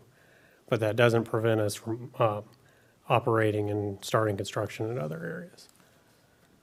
Madam Mayor, Yes, sir. I think the essence of what he is saying is that state law requires him to do this regardless. I got a question. Can I ask a question? You know what you need to do, correct? Yes. First with the tortoise. You know the consequences if you don't. Yes. So I'm quite sure you're not going to jeopardize this project because you're not going to move tortoises. That's Am I correct? That's correct. And you're in the process of getting whatever you need to get. Let's move on, y'all. Come on. Let's move on. Here's the problem I have with this picture. This is where Mr. Potts is saying they've done construction activity. This started a couple weeks before this survey was done. But it's not in the area where he's sending tortoises out. We don't know if there were any here, though. It's already been disturbed. If you look at the original environmental study, No, this is what I got this morning. yes, but if you look at the original environmental study, the areas that where construction has started, there is not gopher tortoises identified in that area. So is that sufficient to satisfy FWC's requirements for that environmental study, but not an actual gopher tortoise study to move forward? Would that satisfy their permit Correct. requirements? Yeah, because an environmentalist went out there and looked. The first Right, but study there is was no done by the count. same environmentalist. So it's always a two-step process. Mm-hmm. One, they identify an area where there could be gophers, which they did. We stayed out of that area. They came back and looked for the area where they thought there were, and they found those 22. So we've stayed out of that area where they thought that there were potential gopher tortoises that are identified in the first environmental study. Madam Mayor. Yes, sir. I call for the question. I think we got an amendment on the floor, need to be seconded. I think we need to move on with that second. If don't, we need to move on and vote on this. Can I just chime in here for a second? Madam Mayor, I would suggest that public comment has been closed at this point. Well, this is a procedural issue, which is, I'm perceiving is incorrect. Madam Mayor, I would suggest that comment has been closed at this But point. I call for the question on the motion on the floor. Which Since we is haven't the- gotten a second on the amendment, I call for the question for the motion on the floor. It's been moved and second, am I correct? The motion. Madam Mayor, that would be corrected. If he is calling for the question, there was not a second to the amendment. Okay, so. Okay, I mean, if I don't have a second, then I don't get that amendment, but I think a couple weeks to make sure this is done in accordance with FWC requirements is not asking that much. That's just my opinion. So, Yeah, now, I have a amendment that I would think that would maybe be a little bit better. Is there a way that he can just submit the environmental study? Because that's been done, right? So then we'll just know the area that he has to stay away from? Would that- That has been submitted. And Mr. Potts, that's part of the application that's been submitted as part of the record, correct? That is correct. Okay. Well, that's what I don't. The question been called. I understand what you're saying. What'd you say? I'm saying the question been called for us to vote on okay. the motion on the floor. So, Mr. Potts, you're saying that you're not willing to wait a couple weeks to get the gopher tortoises relocated before you resume activity? I just want to make sure I understand. Yes, because we're not impacting the gopher tortoises. So you're not. That's all I need to understand. That's Yeah, fine. we're not impacting the gopher tortoises. But you're not willing to wait. That was my question. He's not being That's asked to fine. wait. He's not being asked to wait by the motion that's on the floor. Understood. That just helps direct me. Thank you. Okay. What's the next process, sir? To call for a vote, Madam Mayor. Okay. This is quasi judicial, so this is roll call, right? No? Oh, You can do it either way. I'm not certain of the city's procedure. Roll call is always the safest if you want to do it that way, so. I prefer, I guess. Yes, please, ma'am. Vice Mayor Grunder, Yes. Commissioner Miller, Yes. Commissioner Williams, Yes. Mayor White. No. appreciate your patience, staying for this whole long meeting, sir. It's my pleasure. All right. Get back to my packet here.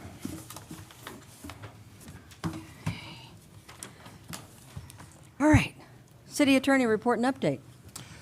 Nothing to update, just glad to be with you tonight. Thank you for pinch hitting, sir. Yes, Mr. Walker sends his regards, but he is at a family law conference with some other attorneys in the firm. So anyway. City Manager report.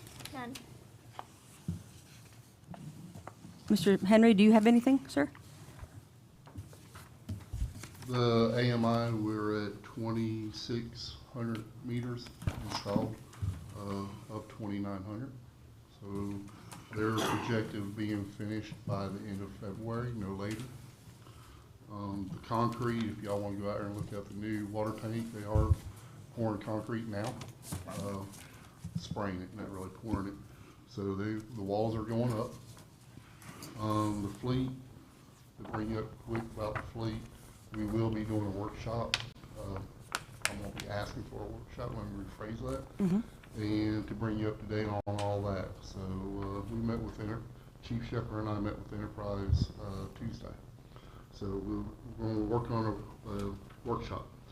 Recreation, real quick, is myself and assistant of Alachua County that we've worked with, Ms. Jennifer, have met with all the associations.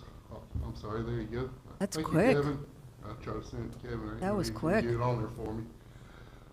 So we met with all the associations, the soccer and the volleyball, and sat down, met with them, and talked to them about everything and the future plans of our sports, our two sports that we do have here. Parents and coaches are so happy with the route we're going. So that's going good. Buildings in the recreation department, I'm working on getting pricing of getting them back up to code where they look a lot better, where the city of Hot Springs could be happy of what they look like. Painting, filling holes in walls, and we're working on, as the city manager said, of the rental policies. It's kind of vague. People can do what they want to do. And we're finding out more and more there's a lot of issues in recreation, and we're fixing to fix it. And the other thing is we're going around to all of our parks. I did this 9 months ago, and nothing was ever done. Stuff's being fixed now. Bringing up to code, safety, sidewalks, playground equipment, everything. Because I don't want to see a kid get hurt. That's me. Thank you. Thank you, sir. Commissioner Miller? I just wanted to say thank you to Thomas. I got a chance to see the Douglas Community School remodel, and it's going very good. The space is much more functional, so thank you for letting me see that construction site. That's it? I get with you when I slow down. This is the question people ask me around town. Where all this digging they're doing? Is it AMI or Cox? Cox. Okay. You see the orange pipe going in the ground? Yeah. And all that's Cox Communication. That's come out. Okay. All right. That's what I needed to know. That's all I have. No, thank everybody. I appreciate tonight. I really appreciate the citizens for sticking with us on this one. 3 agenda items. Way to go, baby. Thank you. That's it? That's it. We've talked enough. Thomas, I needed to give you guys a shout out. I was signing checks today, and I signed a check to pay for an invoice where there was an $8 sprocket on the invoice so that Thomas's guys could fix our mower. So they're spending $8 on a little piece of hardware that's saving us probably $100 to send it somewhere else, and people don't see that. And it's so valuable, and I appreciate that because they're doing a lot of stuff behind the scenes that people just don't see.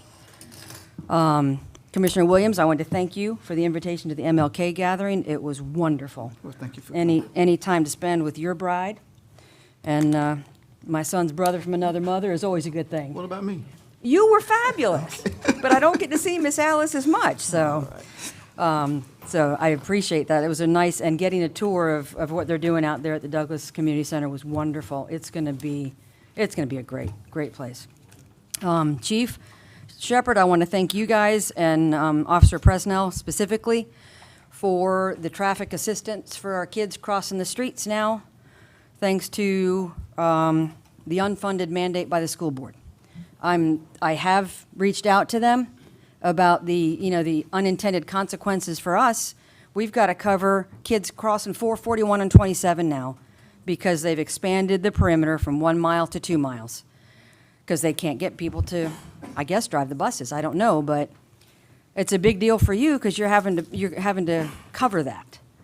Absolutely. We have revised our staffing pattern using existing staff, but we will be visiting this issue if it's long-term during budget time, looking for adding on a crossing guard because our safety is much more paramount. And Right. We have had children, almost run out in those streets. So. Is it something that we can do to come back to the school board to fund those crossing guards for us? I don't think so. Crossing. Could we is under try? our purview, and I think you'll probably create a trend for the entire county. So I can't see the school board doing High Springs, and then it would have to do the entire county. But The I'm decision hoping is that some other impacting decision the whole is county. made to bust these kids back. Yeah. That would yeah. be nice. I mean, I get they're having staffing issues, and that's an issue for everybody. So, but I just really appreciate you making sure that's covered because it's hard because they didn't tell us it was coming. I wanted to follow up with you, Alan, in terms of the electrical work. I'm ready to sign that check whenever, so long as you're good with what they've done. Update, I need to get with Thomas Monday. Okay. I spoke with Coker Prime today, and just got to get with Thomas to see what the scope of work was, what they did and didn't do, and then we can get a hand. Okay.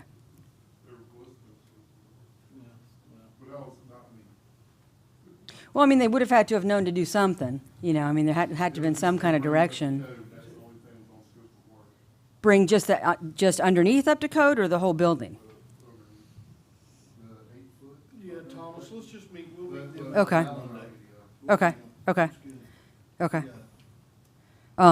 And, speaking about checks, you probably knew I was going to ask about this, but there was one check that I had held back for more information that I didn't sign, but was signed. And I just wanted to explain to you why I didn't. And I don't know what you were told. I don't know if you knew that I wouldn't sign it or not, but there was a check, not that big, for some work that was not clear to me what we were doing and what the deliverable was. And I asked for some backup on that just to make sure that, what we were doing. So it never came back to me. And I guess it's just important for me. I feel the fiduciary responsibility about signing those checks. I take it pretty seriously. And, that one was probably about the same amount as most people are getting in Social Security for a month. So it's a lot of money to me. So I was waiting for something back. So that's, feel free to speak to it if you want. But in terms of this electrical one, I'm waiting to hear back from our building official. And once he's good, I'm good, I'll sign it. It wasn't a check that I wouldn't sign. I just wanted to get, some additional information. So I thought you should understand that, and I don't know how you came to sign it, so. No, I was in there for my meeting, and it was said that you did not want to sign the check because there was no report on it. I Right, was told the right. report was inbound, and they asked if I would sign it because the lady was looking for money. So with the reason you not signing it being remedied with that report, I went ahead and signed Did the you check. see that report? Because I haven't seen it yet. Yes, the report is done, and I actually have it somewhere on my desk Okay. right now. I can Okay. give it to you on our way out. Okay. I mean, not my desk, here. Okay. So I can give it to you on the way out. Okay. So if there's anything in the future, if you want me to let you know I'm holding back on anything, I'll tell Yeah. you why. No Yeah, problem. And that was what the city manager had even said, that you were holding back for that report, and the report was inbound. And that with that remedying it, I didn't see any reason to hold the money. Yes, and this is a professional that has been doing work with us since before I came. She provides planning services. She worked on our comp plan. She did a very good job, and with me doing planning and leaving, I thought it was best we keep a good relationship with her and not hold back her checks. Okay, but I mean, you know that I didn't refuse to sign it. I was just asking for I know additional that you left and it information was all. wasn't signed, and we have to sign checks for people who do work with us, and she had done work, and she had provided us the information we needed, and the report was inbound. Okay. And last, Thomas, you said you wanted to have a workshop. That'd be great. I don't know when you'll be ready. Will you be ready by the next meeting, or? We're going to get with Ms. Angela. Okay. See what kind of calendar Okay. we have. Okay. This is first she started up. And then- Surprise. But Enterprise is ready to come in anytime. Well, that'd be great, because I don't think folks know how much you and Ashley are going through all of the lines by lines to see what can be saved. Because I think we're getting ready to change the trajectory. We're actually going to be able to do stuff because you've been looking at so much. And, you know, looking at the fleet is a lot. It's a lot of information. And that's really good for people to know. That's great. And the only other thing I have is we had our first Mayor's Youth Advisory Council meeting last week, and the kids were amazing. Yes, they were. Commissioner Miller came. They hit the ground running. Jamie has been an incredible resource for them.